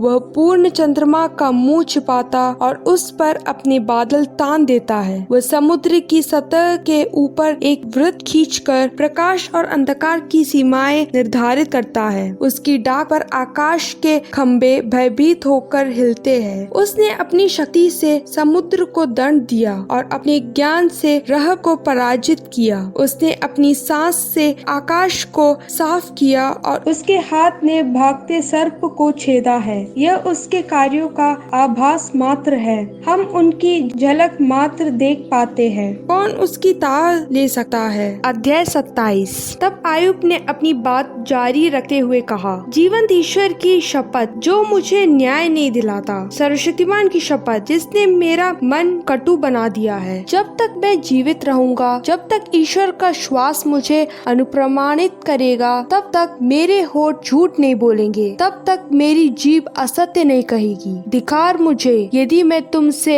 सहमत हूँ। मैं मरते दम तक अपनी निर्दोषता का दावा करूँगा। मैं अपनी धार्मिकता का दृढ़ रहूँगा और इसका त्याग नहीं करूँगा। मेरा अंतःकरण मेरी किसी भी दिन के कारण मुझे दोषी नहीं ठहराता। मेरे शत्रु को दुष्ट का भाग्य प्राप्त हो, मेरे विरोधी को अपराधी का दंड मिले। जब ईश्वर दुष्ट का अंत कर देता है तो उसे किस लाभ की आशा रह जाती है? जब उस पर विपत्ति आ पड़ती है तो क्या ईश्वर उसकी पुकार सुनेगा? यदि वह सर्वशक्तिमान को अपना आनंद मानता तो उसे ईश्वर से हर समय प्रार्थना ही की होती। मैं तुम लोगों को ईश्वर के सामर्थ्य की शिक्षा दूंगा। मैं सर्वशक्तिमान के विचार नहीं छिपाऊंगा। जब तुम लोगों ने यह सब देखा है तो क्या इस प्रकार बकवाद करते हो? ईश्वर ईश्वर दुष्ट के लिए यह भाग्य निर्धारित करता है। अत्याचारी को सर्वशक्तिमान की ओर से यह विरासत प्राप्त होगी। उसके बहुसंख्यक पुत्रों को तलवार के घाट उतारा जाएगा। उसके वंशजों को भूखा रहना होगा। जो बच जाते हैं वे महामारी के शिकार बनेंगे और उनकी विधवाएं उनका शोक नहीं मनाएगी। चाहे वह धूल की तरह चांदी एकत्र करे और मिट्टी के ढेर की तरह वस्त्र जमा करे, किंतु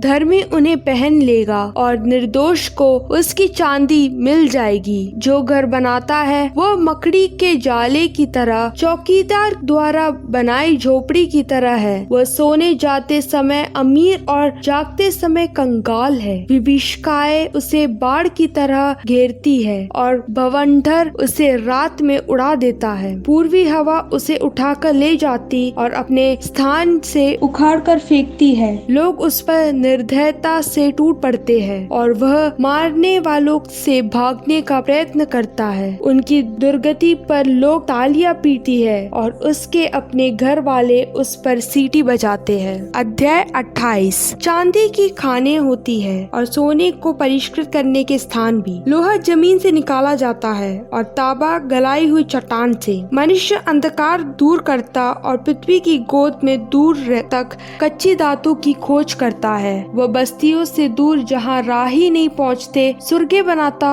और वहाँ लटकते हुए काम करता है। भूमि की ऊपरी सतह से रोटी प्राप्त होती है और उसके भीतर एक आग जलती रहती है। उसकी चट्टानों में नीलम है और वहाँ सोने की धूल भी मिलती है। कोई शिकारी पक्षी वहाँ का मार्ग नहीं जानता। बाज की आंखें ने उसे नहीं देखा। जंगली जानवर वहाँ नहीं विचरते। वहाँ सिंह भी कभी नहीं पहुँचा। मनुष्य ही चट्टान पर हथौड़ा मारता और पर्वतों की जड़ खोदता है। वह चट्टाने काट कर सुर्गे बनाता और उसकी बहुमूल्य वस्तुओं का पता लगाता है। उसने नदियों के स्रोत सुखा डाले और जो छुपा था उसे प्रकट कर दिया। किंतु प्रज्ञा कहाँ मिलेगी? सद्बुद्धि का निवास कहाँ है? मनुष्य उसका मूल्य नहीं समझता। वह जीव लोक में नहीं पाई जाती है। महागर्त कहता है वह मेरे पास नहीं और महासमुद्र कहता है वह मेरे पास भी नहीं। वह समुद्र सोने के बदले नहीं मिल सकती और चांदी से नहीं खरीदी जाती।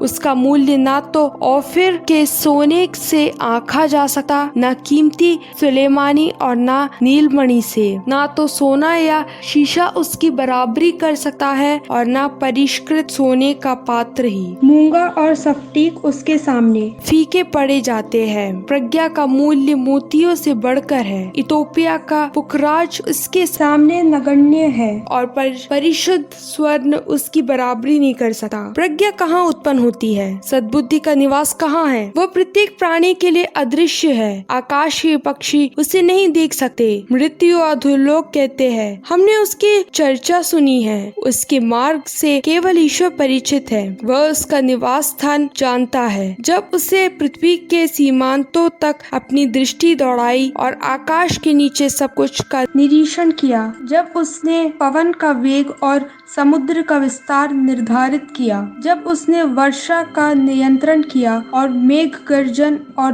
बिजली का मार्ग पश्चात किया, उस समय उसकी प्रज्ञा को देखा, समझा और उसकी ताह ली। तब उसने मनुष्य से यह कहा, प्रभु पर श्रद्धा रखना यही प्रज्ञा है, बुराई से दूर रहना यही सद्बुद्धि है। अध्याय 29। आयुब ने अपना काव्य आगे बढ़ाते हुए कहा, कौन मुझे पहले की सुख शांति लौटाएगा? वे दिन जब ईश्वर मुझे सुरक्षित रखता था, जब उसका दीपक मेरे ऊपर चमकता था, जब मैं रात के समय ईश्वर की ज्योति में चलता था, जब मैं समृद्धि में जीवन बिताता था, जब मुझे ईश्वर की कृपा दृष्टि प्राप्त थी, जब सर्वशक्तिमान मेरे साथ था और मेरा बाल बच्चे मुझे घेरे रहते थे, जब मैं अपने पैर दूध से धोता और उत्तम तेल की धाराएं से नहाता था, जब मैं नगर के फाटक जाकर चौक में अपने आसन पर बैठ जाता, तो जवान मुझे देखकर खिसक जाते थे, वृद्ध उठकर खड़े हो जाते थे, कुलीन लोग भी मुंह पर हाथ रखकर अपनी बातचीत बंद कर देते थे, शासकों की वाणी मौन हो जाती थी, उसकी जीभ तालू से चिपक जाती थी। जो लोग मेरी बात सुनते वे मुझे धन्य कहते और जो मुझे देखते वे मेरी प्रशंसा करते थे, क्योंकि मैं दुहाई देने वाले दरिद्र और निस्सहाय असहाय अनाथ की रक्षा करता था। मुझे मरणासन व्यक्ति का आशीर्वाद प्राप्त था। मैं विधवा का हृदय प्रसन्नता से भरता था। मैं धार्मिकता को वस्त्र की तरह ओढ़े था। मैं न्याय को चादर और पगड़ी की तरह पहनता था। मैं अंधे के लिए आँख बन गया था और लंगड़े के लिए पैर। मैं दरिद्रों का पिता था और अपरिचितों को न्याय दिलाता था। मैं दुष्टों के दांत तोड़ता और उनके जबड़े से शिकार चीनता था। मैं सोचता था मैं समृद्धि में मरूंगा। मेरे दिनों की संख्या रेत के कणों की तरह अनंत होगी। जल स्रोत मेरी जड़ें सींचता और ओस मेरी डालियों पर उतरती है। मेरी प्रतिष्ठा चिरंजीव रहेगी। मेरे हाथ का धनुष कभी जर्जर नहीं होगा। सब लोग उत्सुकता से मेरी बात सुनते और मौन रहकर मेरा परामर्श स्वीकार करते थे। कोई मेरी बात नहीं बोलता था। वे मेरे एक एक शब्द का रस लेते थे। वे वर्षा की तरह मेरी वाणी की प्रतीक्षा करते थे। वे मुंह खोलकर बसंत की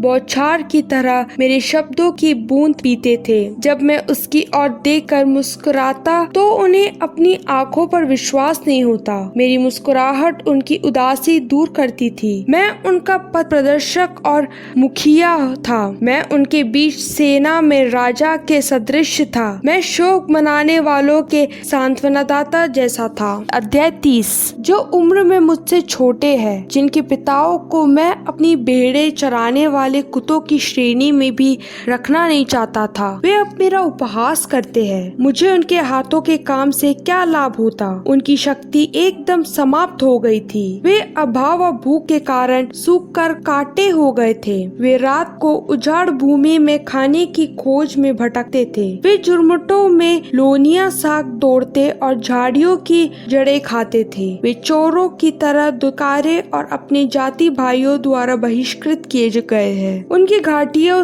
के संकरे द्वारे पृथ्वी की कोहों और गुफाओं में रहना पड़ता था। वे झाड़ियों के नीचे से गुराते और झुरमुटों के बीच इकट्ठे बैठे थे। वे कुख्यात और गुमनाम के लवंशज थे। उन्हें मार मार कर देश से निकाला गया था। जब उनके पुत्र मेरी निंदा के गीत गाते और मुझे ताना मारते हैं, वे मुझसे घृणा करते, मुझसे कन्नी काटते और मेरी मुंह पर थूकने से नहीं हिचकते। मैं ईश्वर के बाण से मारा गया। ईश्वर वे मेरे हाथ साथ मनमाना व्यवहार करते हैं। वे झुंड में मेरा बगल में खड़े हो जाते, मेरे पैरों के लिए जाल बिछाते और मुझ पर आक्रमण की तैयारियां करते हैं। वे मेरा मार्ग बंद करते और मेरा विनाश करने का प्रयास करते हैं। मेरी सहायता करने कोई नहीं आता। वे मानो चार दीवारी की दीवार से आकर खंडहरों के बीच से मुझ पर टूट पड़ते हैं। आतंक मुझे घेर लेता है। मेरी आत्मविश्वास मानो हवा से जुड़ दिया गया। मेरी सुख शांति बादल की तरह लुप्त हो गई। अब मेरे प्राण निकल रहे हैं। कष्ट के दिन मुझे घेरे रहते हैं। मेरी हड्डियां रात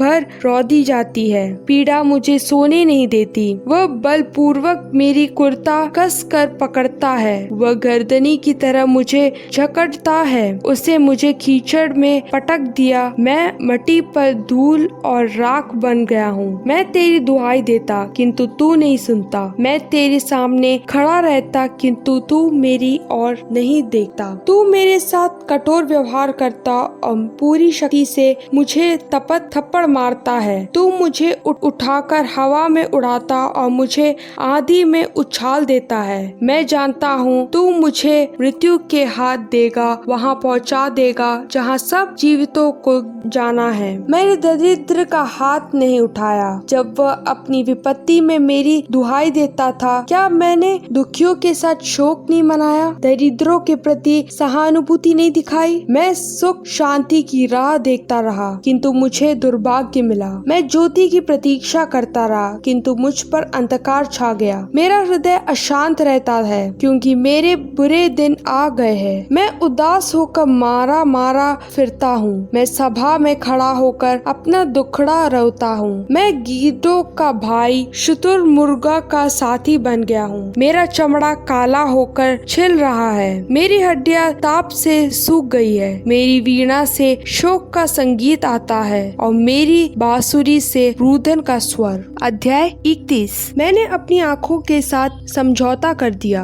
कि मैं किसी कुमारी पर दृष्टि नहीं डालूंगा। स्वर्ग में ईश्वर मनुष्य का कौन सा भाग्य निर्धारित करता है? सर्वशक्तिमान आकाश की ऊंचाइयों से उसे कैसी विरासत देता है? क्या वह विधर्मी का विनाश और कुकर्मी की विपत्ति नहीं है? क्या वह मेरे आचरण नहीं देखता, मेरा एक एक कदम नहीं गिनता? तो क्या मैं झूठ के मार्ग पर चला? क्या मेरे पैर कभी कपट की ओर बढ़े? जब ईश्वर मुझे न्याय की तुला पर तौलेंगे तो उसे पता चलेगा कि मैं निर्दोष हूँ। यदि मैं पथभ्रष्ट हुआ, यदि मेरा मन मेरी आंखों के पीछे चला, यदि मेरे हाथ कलंकित हो गए हैं, तो मैंने जो बोया है उसे कोई दूसरा खाए, मैंने जो रोपा है उसे कोई दूसरा उखाड़े। यदि मेरा हृदय किसी स्त्री पर आसक्त हो गया है, यदि मैं अपने पड़ोसी के द्वार पर घात में बैठा रहा, तो मेरी पत्नी दूसरों के लिए चक्की पीसे और अन्य लोग उसका शिलभंग करेंगे। क्योंकि मेरा ऐसा व्यवहार महापाप होता, ऐसा कुकर्म होता जो दंड के योग्य है। वह एक आग बनता जो मेरा विनाश करती और मेरी समस्त संपत्ति जला देती। यदि मेरे दास या मेरी दासी को मुझसे शिकायत हुई और मैंने उनके साथ अन्याय किया होता, तो ईश्वर के बुलाने पर मैं क्या करता? जब वह पूछताछ करता, मैं क्या उत्तर देता? क्या उसने मुझे उनकी तरह गर्भ में नहीं गढ़ा? एक ही ईश्वर ने गर्भ में हम दोनों की रचना की। क्या मैंने कभी दरिद्रों की याचना टुकराई अथवा विधवा के आंसुओं को बुलाया? क्या मैंने कभी अनाथ को दिए बिना अकेले ही अपनी रोटी का टुकड़ा खाया? मैंने पिता की तरह बचपन से उसका पालन पोषण किया। जन्म से ही मैं उसकी देखरेख करता आया हूँ। क्या मैंने कभी देखा कि किसी अभागे के पास कपड़े नहीं अथवा किसी दरिद्र के पास चादर नहीं और उन्हें अपनी बेड़ों का ऊन नहीं पहनाया? क्या उन्होंने मुझे धन्य नहीं कहा? यदि मैंने यह जानकर कि न्यायाधीश मेरे पक्ष है, किसी अनाथ पर हाथ उठाया है, तो मेरी बाह कंधे से उखड़ जाए, मेरी भुजा बीच में टूट जाए, क्योंकि मैं ईश्वर से डरता हूँ। मैं उसके प्रताप के सामने नहीं टिक सकता हूँ। क्या मैंने सोने पर अपना भरोसा रखा अथवा शुद्ध स्वर्ण पर अपना विश्वास? क्या मुझे इसलिए आनंद हुआ कि मेरे संपत्ति विशाल अथवा इसलिए कि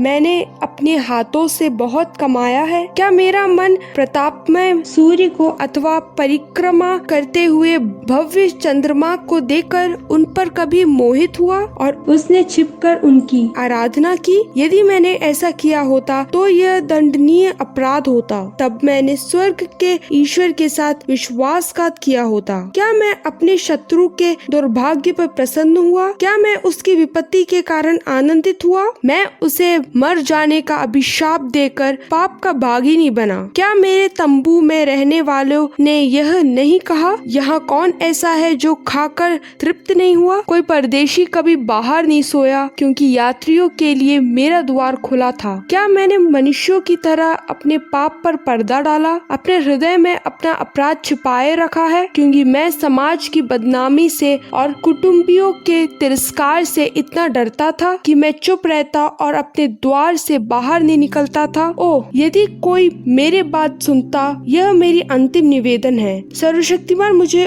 उत्तर दे। मेरे विरोध जो अभियोग पत्र लिखा है, मैं उसे अपने कंधे पर रखूंगा, उसे मुकुट की तरह धारण करूंगा। मैं उसे अपने सब कर्मों का लेखा दूंगा। मैं निर्भीक होकर उसके सामने उपस्थित होऊंगा। यदि मेरी भूमि मेरी शिकायत करती, यदि उसकी हल रेखाएं आंसुओं से तर है, यदि मैंने बिना दाम चुकाए उसकी उपज खाई, यदि मैंने असामियों का शोषण किया, तो मेरे खेत में गेहूं के बदले कांटे उगे और जौ के बदले दुर्गीत घास। यहाँ अय्यूब के वचन समाप्त होते हैं। अध्याय 32। इन तीन व्यक्तियों ने अय्यूब को उत्तर देना बंद कर दिया, क्योंकि वह अपने आप को धार्मिक समझता था। तब राम कुल के बुजवश बारकएल का पुत्र एलीहू क्रुद्ध हो उठा। वह अय्यूब पर इसलिए क्रुद्ध हुआ कि अय्यूब ने ईश्वर के सामने अपने को दोषमुक्त प्रमाणित करना चाहा। वह उसके 3 मित्रों पर भी क्रुद्ध हुए, क्योंकि उन्हें कोई उत्तर नहीं सूझा और इस प्रकार उन्होंने प्रभु को दोषी माना था। उनमें सबसे छोटा होने के कारण ही एलीहू अब तक अय्यूब से नहीं बोला था। जब एलीहू ने देखा कि ये तीनों कोई उत्तर नहीं दे सके हैं, तब वह वह क्रुद्ध हो उठा। तब बुजवंशज बारखएल के पुत्र एलीहू ने उत्तर देते हुए कहा, उम्र की दृष्टि से मैं छोटा हूँ और आप लोग बड़े हैं, इसलिए मुझे संकोच हुआ और अपना मत प्रकट करने का साहस नहीं हुआ। मैं सोचता था बड़े बूढ़े को ही बोलने दो, वे प्रज्ञा की शिक्षा देंगे। परंतु मनुष्य की आत्मा और सर्वशक्तिमान की प्रेरणा उसे विवेक प्रदान करती है। ना तो प्रज्ञा वर्षों की संख्या पर निर्भर रहती और ना बड़े बूढ़ों में ही विवेक होता है। इसलिए मैं कहता हूँ, मेरी बात सुनिए, मैं भी अपना मत प्रस्तुत करूँगा। देखिए, मैं आप लोगों की बातों की प्रतीक्षा करता रहा। जब आप आयुब का खंडन करने के लिए शब्द ढूंढ रहे थे तो मैं आपके तर्क सुनता रहा। मैंने आप लोगों से कहने पर पूरा ध्यान दिया, किंतु आप लोगों में किसी ने आयुब का खंडन नहीं किया। आप लोगों में किसी ने उसे उत्तर नहीं दिया। आप यह ना कहे वह हमसे अधिक बुद्धिमान है, ईश्वर ही उसका खंडन कर सकता है, मनुष्य नहीं। उसने मुझे संबोधित नहीं किया, मैं उसके सामने आपके तर्क प्रस्तुत नहीं करूँगा। अब वे घबरा गए, वे कुछ नहीं कहते, उन्हें कोई उत्तर नहीं सूझता। मैं क्यों चुप रहूं? वे फिर नहीं बोलेंगे, वे चुप ही लगाए खड़े हैं। मैं भी अपनी ओर से आयुब को उत्तर दूंगा, मैं भी अपना मत प्रस्तुत करूंगा। मेरे पास असंख्य तर्क है, मेरी आत्मा मुझे बोलने के लिए बाध्य करती है। मेरा अंतरतम चर्म पात्र में बंद अंगूरी जैसे है, नई अंगूरी से भरी मशकों जैसे जो फटी जा रही है। राहत के लिए मुझे बोलना ही पड़ेगा। मैं होठ खोलकर आयुब की उत्तर दूंगा। मैं ना किसी के साथ पक्षपात करूंगा और ना किसी की चापलूसी। यदि मैं चापलूसी करने में निपुण होता तो ईश्वर तुरंत मेरा अंत कर देता। अध्याय 33। आयुब, अब मेरी बात सुनो, जो कहता हूँ उस पर ध्यान दो। देखो, मैं अपना मुंह खोलने वाला हूँ, मेरी जीभ बोलने को बेचैन है। मैं निष्कपट हृदय से बोलूंगा, मेरे होठ सत्य ही प्रकट करेंगे। ईश्वर की आत्मा ने मुझे गढ़ा है, सर्वशक्तिमान मुझ में प्राणवायु फूंकता है। यदि तुम उत्तर दे सको तो दे दो, अपना पक्ष मेरे सामने प्रस्तुत करो। मैं ईश्वर के सामने तुम्हारे बराबर हूँ, उसने मुझे भी मिट्टी से गढ़ा है, इसलिए तुम्हें मुझसे भयभीत नहीं होना चाहिए। मैं तुमको आतंकित नहीं करूँगा। तुमने मेरे सामने अपना पक्ष प्रस्तुत किया, मैंने तुमको यह कहते हुए सुना, मैं पवित्र हूँ, निष्पाप हूँ, मैं शुद्ध और निरपराध हूँ। फिर भी ईश्वर मुझ में दोष ढूंढता और मुझे अपना शत्रु समझता है। वो मेरे पैरों को बेड़ियां पहनाता और मेरे आचरण की कड़ी निगरानी करता है। मैं तुमसे कहता हूँ, तुम्हारी यह बात गलत है, क्योंकि ईश्वर मनुष्य से महान है। तुम उसकी शिकायत क्यों करते हो कि वह तुम्हारी किसी बात का उत्तर नहीं देता? ईश्वर निश्चय ही बराबर बोलता, किंतु कोई उसकी बात पर ध्यान नहीं देता। जब मनुष्य बिस्तर पर लेटे हुए गहरी नींद में सोता है तो ईश्वर स्वप्न में रात के किसी दर्शन में बोलता है। उस समय वह अपने को मनुष्य पर प्रकट करता और दर्शन देकर उसे डराता है, जिससे वह उसे कुमार्ग से हटाए और उसका घमंड दूर कर दे। इस प्रकार वह अधोलोक के द्वार से मनुष्य की रक्षा करता और बाले की मार से उसका जीवन बचाता है। वह बिस्तर पर पड़े हुए मनुष्य को दर्द द्वारा सुधारता है। जब उसकी हड्डियां निरंतर कांपती रहती है, मनुष्य को भोजन से घृणा हो जाती है, उसे स्वादिष्ट व्यंजन में रुचि नहीं होती। उसका शरीर सबके देखते खींचता है, उसकी हड्डियां जो नहीं दिखाई देती है अब निकल आती है। उसकी आत्मा अधोलोक के पास पहुँचती है और उसका जीवन मृतकों के निवास के निकट। किंतु यदि उसे एक स्वर्गदूत हजारों में से एक मध्यस्थ मिल जाता है, जो उसे उसका कर्तव्य समझाता, उस पर कृपा करता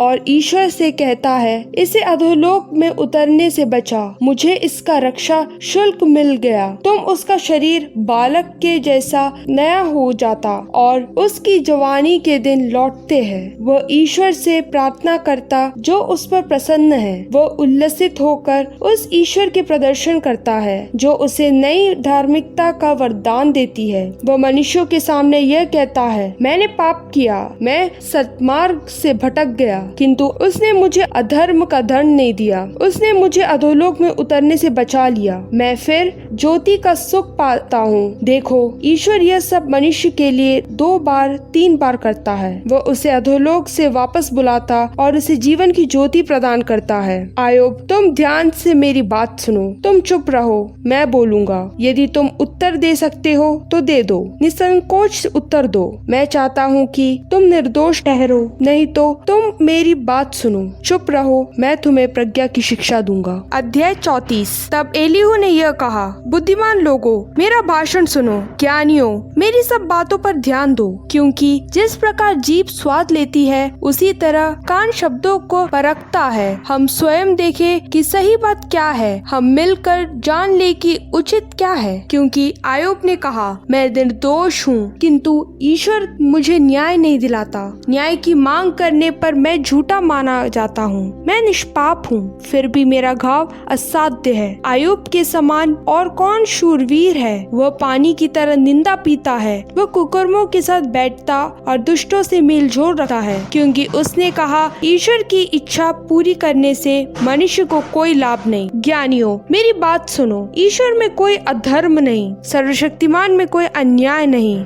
वह मनुष्य को उसके कुकर्मों का फल देता और उसके आचरण के अनुसार उसे साथ व्यवहार करता है। नहीं, ईश्वर दुष्ट जैसा व्यवहार नहीं करता। सर्वशक्तिमान न्याय को भ्रष्ट नहीं करता। किसने ईश्वर को पृथ्वी सौंपी?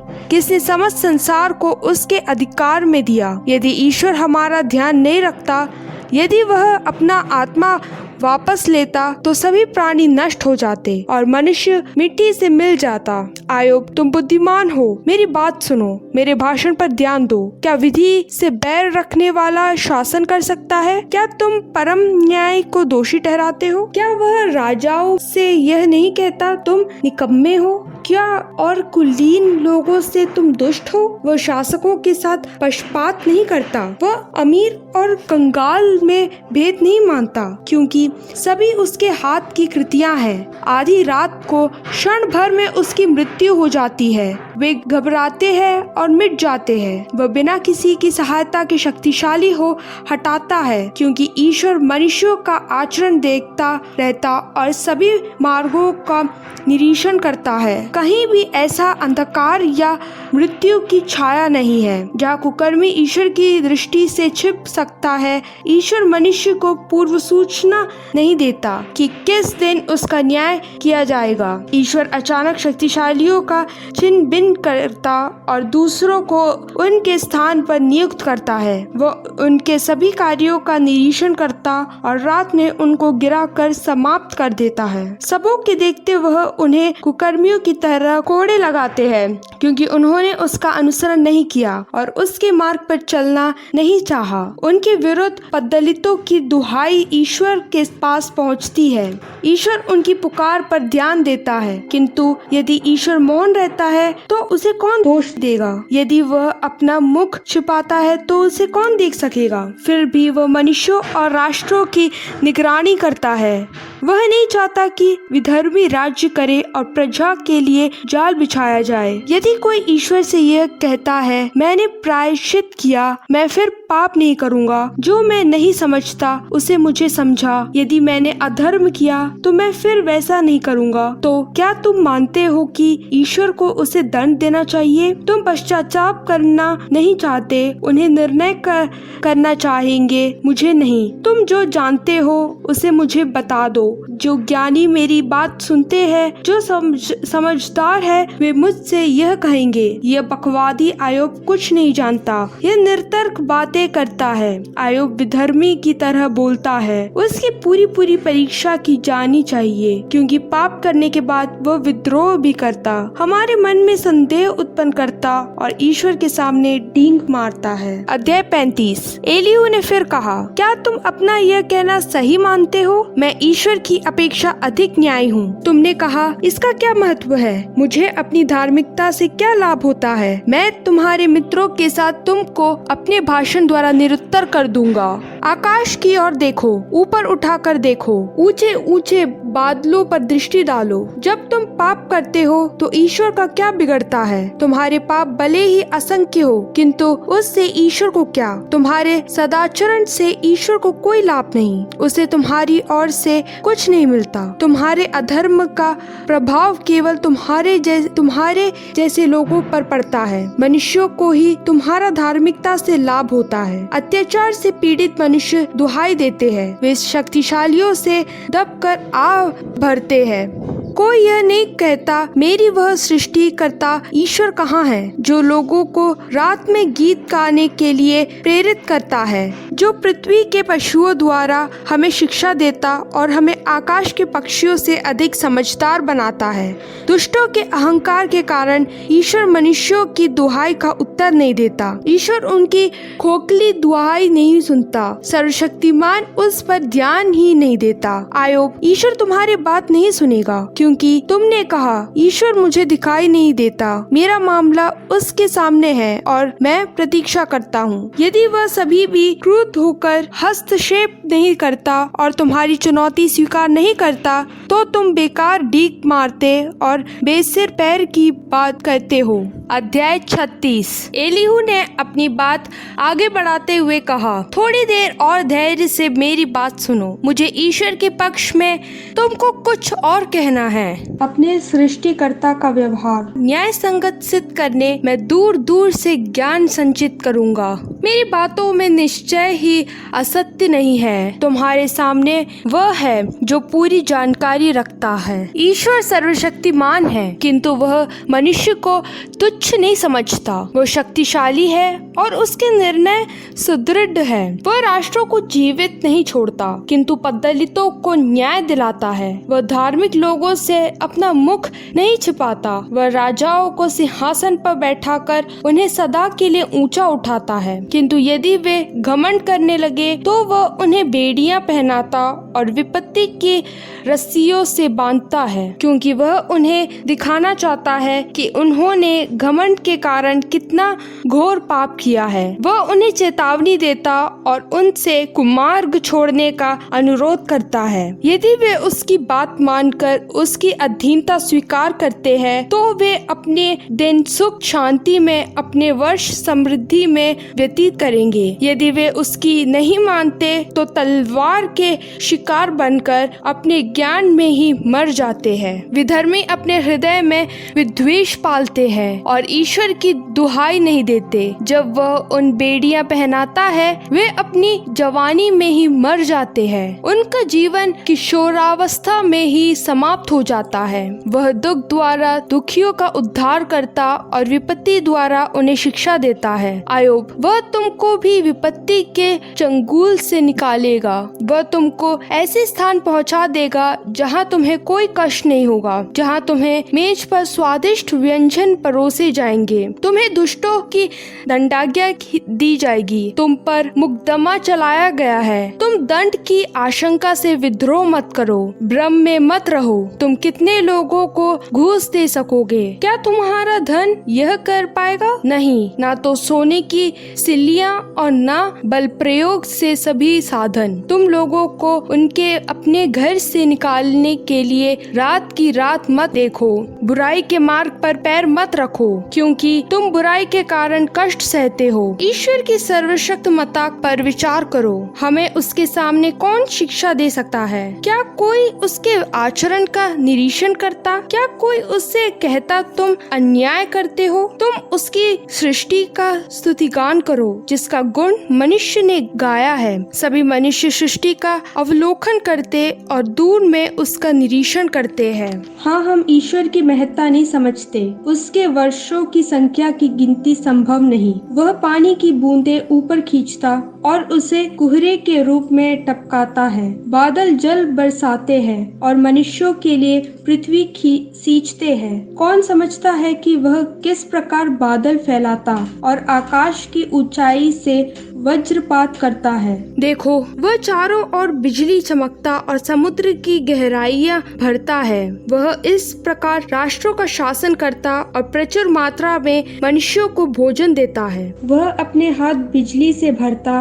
और उसे निशाने पर मारता है। मेघ गर्जन उसके आगमन की सूचना देता है। मवेशियों को भी आंधी का पूर्वाभास मिलता है। अध्याय 37। यह देखकर मेरा दिल धड़कता और और अपने स्थान से उछल पड़ता है। सुनो उसकी वाणी के गर्जन को, उसके मुख से निकलने वाले गड़गड़ाहट को जो समस्त आकाश के नीचे गूंजती है। उसकी बिजली पृथ्वी के सीमांतों तक फैल जाती है। बिजली के बाद उसकी वाणी सुनाई देती है। वह ऊंचे स्वर से गरजती है। जब उसकी वाणी सुनाई पड़ती है तो वह अपना वज्रपात नहीं रोकता। ईश्वर अपने चमत्कार घोषित करता है। उसके महान कार्य हमारी समझ के परे है। जब वह बर्फ से भूमि पर गिरने का और बादल से मूसलाधार वर्षा करने का आदेश देता है तो मनुष्यों के सब काम ठप पड़ जाते हैं और उन्हें ईश्वर के सामर्थ्य का आभास हो जाता है। पशु अपनी अपनी गुफाओं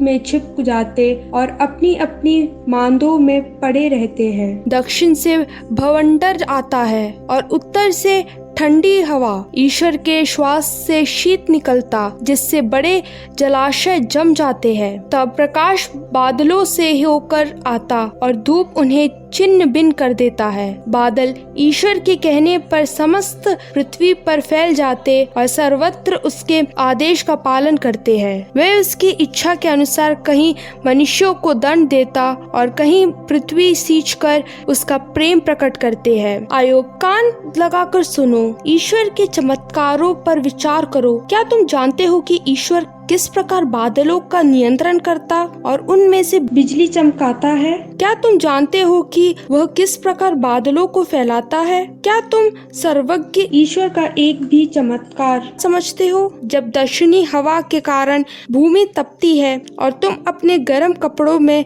पसीना बहाते हो, तो क्या तुमने ईश्वर की सहायता की जिसने डली धातु के दर्पण की तरह आकाश मंडल को फैलाया? हमें बताओ कि हम उससे क्या कहे। हम अपने अज्ञान के कारण तुम्हारा पक्ष प्रस्तुत करने में असमर्थ है। क्या मेरी बात उसके पास पहुंचती है? जब कोई मनुष्य बोलता है तो क्या उसे इसका पता चलता है? जब पवन आकाश के बादल चितराता है तो कोई सूर्य के प्रकार ज्योति पर आंखें नहीं टिका सकता। उत्तर की ओर से सुनहला प्रकाश प्रकट होता है। ईश्वर विस्मयकारी प्रताप से आभूषित है। सर्वशक्तिमान, सर्वोपरि और अगम्य है। फिर भी वह मूर्तिमान न्याय है और किसी पर अत्याचार नहीं करता। इसलिए सभी मनुष्य उस पर श्रद्धा रखते हैं, किंतु जो लोग अपने को बुद्धिमान समझते, ईश्वर उनका ध्यान नहीं रखता। अध्याय 38। प्रभु ने आदि में से आयोब को इस प्रकार उत्तर दिया, निर्तर्क बातों द्वारा कौन मेरी योजना पर आश्रय करता है? शूरवीर की तरह कमर कस कर प्रस्तुत हो जाओ। मैं प्रश्न करूंगा और तुम मुझे सिखलाओ। जब मैं पृथ्वी की नींव डाली तो तुम कहाँ थे? यदि तुम इतने समझदार हो तो मुझे बता दो। क्या तुम जानते हो कि किसने उसकी लंबाई चौड़ाई निर्धारित की? किसने उसे डोरी से मापा है? उसके कम्मे किस पर आधारित है? प्रभात के तारों के समवेतन गान और स्वर्गदूतों के जयकार के साथ किसने उसके कोने का पत्थर रखा? जब समुद्र गर्त में से फूट निकलता था तो कितने द्वार लगाकर उसे रोका था? मैंने उसे बादलों की चादर पहना दी थी और कोहरे के वस्त्रों में लपेटे लिया था। मैंने उसकी सीमाओं को निश्चित किया था और द्वार एवं सिटकिनी लगाकर उससे यह कहा था, तू यहीं तक आ सकेगी और आगे नहीं। तेरी तरंगों का घमंड यूं ही चूर कर दिया जाएगा। क्या तुमने अपने सारे जीवन में कभी बोर को बुलाया अथवा उषा को उसका स्थान बतलाया? क्या तुमने आदेश दिया कि वह पृथ्वी के चोरों के पकड़कर झटकार दे? किससे दुष्ट जन उसके तल पर से लुप्त हो जाए? मुहर लगाने से जैसी मिट्टी बदलती है उसी तरह पृथ्वी बदलती है और वस्त्र की तरह उस पर रंग चढ़ जाता है। उषा दुष्टों से उनका प्रकाश छीन लेती है और उनका ऊपर उठा हुआ हाथ तोड़ देती है। क्या तुम समुद्र के स्रोतों तक उतरे हो या गर्त के तल पर टहल चुके हो? क्या तुम्हें मृत्यु के फाटक दिखाए गए? क्या तुमको पृथ्वी के विस्तार का कुछ अनुमान है? यदि तुम जानते हो कि यह सब, मुझे बता दो। प्रकाश के निवास का मार्ग कहाँ है और अंधकार का आवास कहाँ है? क्या तुम दोनों को उनके अपने स्थान की और उनके अपने निवास के मार्ग पर ले जा सकते हो? यदि तुम यह सब जानते हो तो उनसे पहले तुम्हारा जन्म हुआ था और तुम्हारे वर्षों की संख्या असीम है। क्या तुमने हिम के भंडारों में प्रवेश किया, या ओले की वे भंडार देखे जिन्हें मैं विपत्ति के दिनों के लिए, संघर्ष और युद्ध के लिए रख छोड़ता हूँ। बिजली के उद्गम स्थान का मार्ग कहाँ है? कहाँ है यह स्थान जहाँ से पूर्वी पवन पृथ्वी पर बहाया जाता है? किसने मूसलाधार वर्ष का जल मार्ग तैयार किया? किसने गरजते बादलों का मार्ग प्रशस्त किया, जिससे निर्जन प्रदेश पर, मरुभूमि पर भी पानी बरसे, वहाँ की सूखी भूमि के सिंचाई हो और उससे हरियाली उगे? क्या वर्षा का कोई पिता होता है? ओस की बूंदे कौन उत्पन्न करता है? किससे गर्भ से बर्फ निकलती है? कौन है आकाश के पाले की माता?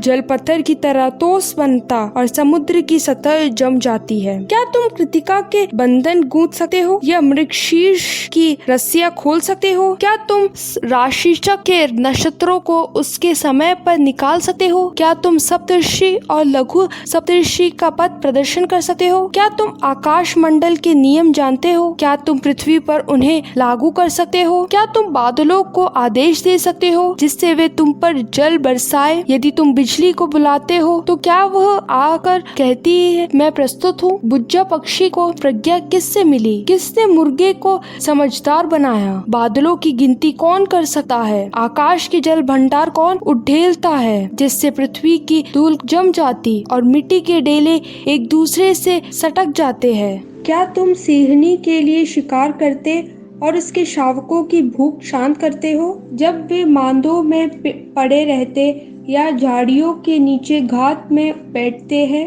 कौन कौओं के लिए चारे का प्रबंध करता है जब उसके भूखे बच्चे ईश्वर को पुकारते हैं? अध्याय 39। क्या तुम जानते हो कि पहाड़ी बकरियां कब बच्चा देती है? क्या तुमने हरिणियों को प्रसव करते देखा? क्या तुमने उनके गर्भकाल के महीनों की गिनती की? क्या तुमने उनके बयानी का समय निर्धारित किया? जब वे झुककर अपने बच्चे बयाती है और प्रसव पीड़ा से मुक्त हो जाती है, उनके बच्चे मोटे होते और जंगल में बढ़ते हैं। वे चले जाते और फिर कभी उनके पास नहीं लौटते। किसने जंगली गधे को स्वच्छंद विचरने दिया? किसने घोरकर के बंधन खोले? मैंने रहने के लिए उसे घास का मैदान दिया, निवास के लिए उसे खारी भूमि प्रदान की। वह नगरों के कोलाहल की हंसी उड़ाता और हाँकने वाले की आवाज कभी नहीं सुनता। पर्वतमाला उसका चरागाह है, वह वहाँ हरियाली की खोज में भटकता है। क्या जंगली भैंसा तुम्हारी सेवा करना चाहता है? क्या वह तुम्हारी गौशाला में रात बिताता है? क्या तुम उसे जोत सकते हो? क्या वह तुम्हारे लिए घाटियों में हल खींचेगा? क्या तुम उसकी बड़ी ताकत का भरोसा करते हुए उसे काम में लगाने का साहस कर सकते हो? क्या तुम्हें विश्वास है कि वह तुम्हारा अनाज घर पहुंचाकर तुम्हारे कलिहान पर इकट्ठा करेगा? शुतुरमुर्ग प्रसन्न होकर अपने पंख फड़फड़ाता है, किंतु वह जांगिल के पंखों और पिच्छों की बराबरी नहीं कर सकता। जब वह अपने अंडे सेने के लिए गर्म बालू में भूमि पर छोड़ देता तो वह भूल जाता है कि वे किसी के पैर द्वारा कुचले या किसी जंगली पशु द्वारा रौंदे जा सकते हैं। वह अपने बच्चों के साथ ऐसे व्यवहार करता मानो वे उसके अपने ना हो। उसे इस बात की कोई चिंता नहीं कि उसका परिश्रम निष्फल जा सकता है, क्योंकि ईश्वर ने उसे मूर्ख बनाया और समझदारी प्रदान नहीं की। किंतु जब वह दौड़ने के लिए अपने पंख फैलाता तो वह घोड़े और घुड़सवार को मात कर देता है। क्या तुम घोड़ों को शक्ति देते और उसकी गर्दन को अयाल से सुशोभित करते हो? क्या तुम उसे टिक्की की तरह कुदाते हो? उसकी भारी हिनहिनाहट आतंकित करते हो? वह अपनी शक्ति की उमंग में टाप मारता और सेना के आगे आगे चलकर शत्रु का सामना करने जाता है। वह निर्भीक होकर डर को तुच्छ समझता और तलवार के सामने पीछे नहीं हटता। जब उसकी बगल पर तरकश खटखटाता है, चमकते भले और सांख की ध्वनि सुनाई देती है, तो वह उत्तेजित होकर तीर जैसा निकलता है। रणभेरी सुनकर उसमें रहा नहीं जाता। हर तूर्यनाद पर वह हिनहिनाता है। दूर से ही उसे लड़ाई की गंध, सेनापतियों की चिल्लाहट और युद्ध की ललकार का पता चलता है। क्या बाज तुम्हारे समझाने पर ऊपर उठता और पंख फैलाकर दक्षिण की ओर उड़ता है? क्या गरुड़ तुम्हारे कहने पर उड़ान भरता और ऊंचाई पर अपना नीड़ बनाता है? क्या पहाड़ पर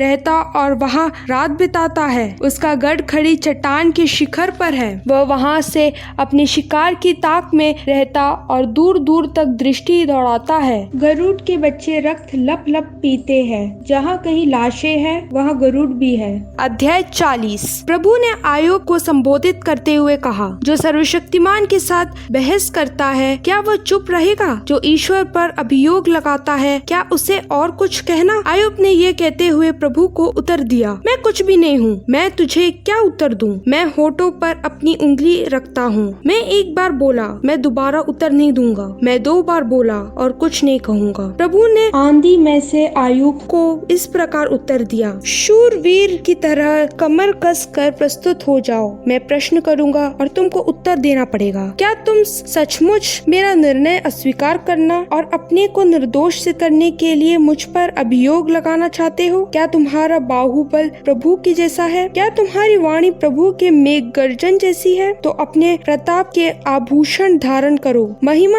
और ऐश्वर्य के वस्त्र पहन लो, अपने क्रोध की बाढ़ बहा दो, सभी घमंडियों को नीचा दिखाओ, अपनी क्रोध भरी दृष्टि मात्र से घमंडियों को झुकाओ, सभी दुष्टों को कुचल दो, उन सबों को एक साथ मिट्टी में दफना दो, उन्हें अधोलोक में बांध लो। तभी मैं तुम्हारे सामने स्वीकार करूंगा कि तुम्हारा भुजबल तुम्हारा उद्धार कर सकता है। बहेमोत को देखो, मैंने उसे बनाया जैसे तुमको। वो बैल की तरह घास खाता है, फिर भी उसकी कमर में कितनी शक्ति है, उसके शरीर की मांसपेशियों में कितनी ताकत है। वह अपनी पूंछ को देवदार की तरह खड़ी करता है, उसकी जांघों की नसें चुस्त है, उसकी हड्डियां कांसे की नीलियों जैसी है और उसके पैर लोहे के दंडों जैसी। वह ईश्वर की उत्कृष्ट कृति है। वह अपने साथियों पर राज्य करता है। पहाड़ियों और मैदानों के पशु उसके अधीन होकर उसके आसपास खेलते कूदते हैं। वह कमल के पौधों के नीचे दलदल के नरकटों की आड़ में पड़ा रहता है। कमल के पौधे उस पर छाया करते हैं। तट के मजनूस उसे घेरे रहते हैं। नदी में बाढ़ आने पर वह नहीं घबराता। यर्दन भले ही उसके मुंह तक आ जाए, वह विचलित नहीं होता। कौन उसकी आंखें फोड़कर और उसकी नाक छेद कर उसे फंसा सकता है? क्या तुम लिव्यातान को बसी से फंसाओगे या उसकी जीभ को रस्सी से बांधोगे? उसकी नाक में नकेल डालोगे या उसका जबड़ा कांटी से छेदोगे? क्या वह तुमसे अनुनय विनय करेगा? क्या वह तुम्हारी चापलूसी करेगा? क्या वह तुम्हारे साथ संधि करेगा जिससे वह जीवन भर तुम्हारा सेवक बना रहे? क्या तुम गौरैया जैसे उसके साथ खेलोगे और उसे अपनी पुत्रियों के लिए बांधे रखोगे? क्या मछुए उसकी बकरी का प्रबंध कर सकते हैं? क्या व्यापारी उसे आपस में बांटेंगे? क्या तुम उसका चमड़ा शरों से बेधोगे और उसका सिर कटीदार बर्छी से? यदि तुम उस पर हाथ लगाओगे तो वह लड़ाई तुमको सदा याद रहेगी। तुम्हें फिर ऐसा करने का साहस नहीं होगा। अध्याय 41। उसे वश में करने की आशा व्यर्थ है। उसे देखते ही मनुष्य के हाथ पैर फूल जाते हैं। उसे छेड़ने का साहस कौन करेगा? उसके सामने कौन टिक सकता है? आकाश के नीचे ऐसा कोई मनुष्य नहीं। उसका सामना करने के बाद कोई भी सुरक्षित नहीं रहा। मैंने अब तक उसके अंगों के विषय में कुछ नहीं कहा और ना उसके शरीर की रचना और उसकी शक्ति के विषय में। कौन उसका चमड़ा उतार सकता? कौन उसके शरीर का दोहरा कवच भेद सकता है? कौन उसके झवड़े खींचने का साहस करेगा? उसके डरावने दांत आतंकित करने उसकी पीठ पर डाले जैसी शल्क है जो एक दूसरे से सटे हुए हैं। वो इस प्रकार एक दूसरे से जुड़े हुए हैं कि हवा भी उनके बीच में होकर नहीं जा सकती। वे एक दूसरे से इस प्रकार चिपक गए हैं कि उन्हें कोई भी अलग नहीं कर सकता। उसके छींकने या ज्योति फूट निकलती है और उसकी आंखें प्रभात की पुतलियों जैसी है। उसके मुंह से बिजली चमकती और आग की चिंगारियां छूटती है। जलते अंगारों और उबलती हुई हाडी की तरह उसके नथनों से दुआएं निकलती है। उसकी सांस लकड़ी जला देती और उसके मुंह से ज्वालाएं निकलती है। उसकी ताकत उसकी गर्दन से बसती है। उसकी चारों ओर आता पंख छाया रहता है। उसके मांस की भारी परतें दृढ़ है, वो उसके शरीर पर डाली पड़ती है। उसका हृदय पत्थर जैसा है, चक्की के पाट की तरह कठोर। उसके खड़े हो जाने पर देवता आतंकित होकर उसके सामने से हड़बड़ाहट कर जाता है। ना तो तलवार, ना भाला और ना बाण उस पर कोई असर कर पाता है। वह लोहे की तिनका और कांसे को सड़ी लगती समझता है। वह बाण से सामने से नहीं भागता और गोफन के चलाए हुए पत्थर को भूसा समझता है। गदा उसे पशुओं जैसी लगाती है। वह बर्छी के वार पर हंसता है। उसके पेट का निचला भाग टीकरों के समूह जैसा है जो कीचड़ पर मानो हेगा फेरता है। वह गहराइयों से बर्तन जैसा उबाल पैदा करता है। वह समुद्र को उबलती हुई हाड़ी में बदल देता है। वह अपने पीछे एक चमकीली लीक छोड़ जाता है। ऐसा लगता है कि गहराई के बाल पक गए हैं। पृथ्वी पर उसकी बराबरी करने वाला कोई नहीं। वह नितानंद निर्भीक है। वह बड़े से बड़े प्राणियों का सामना करता है। वह सभी जंगली पशुओं का राजा है। अध्याय 42। आयुब ने प्रभु को यह उत्तर दिया, मैं जानता हूँ कि तू सर्वशक्तिमान है और अपनी सब योजनाएं पूरी कर सकता है। मैंने ऐसी बातों की चर्चा चलाई जिन्हें मैं नहीं समझता। मैं ऐसे चमत्कारों के विषय में बोला जो मेरी बुद्धि से परे है। मैंने कहा था, मुझे बोलने दे, मेरी सुन। मैं तुझसे प्रश्न पूछूंगा और तू मुझे उत्तर देगा। मैंने दूसरों से तेरी चर्चा सुनी थी, अब मैंने तुझे अपनी आंखों से देखा है, इसलिए मैं धूल और राख में बैठकर रोते हुए पश्चाताप कर रहा हूँ।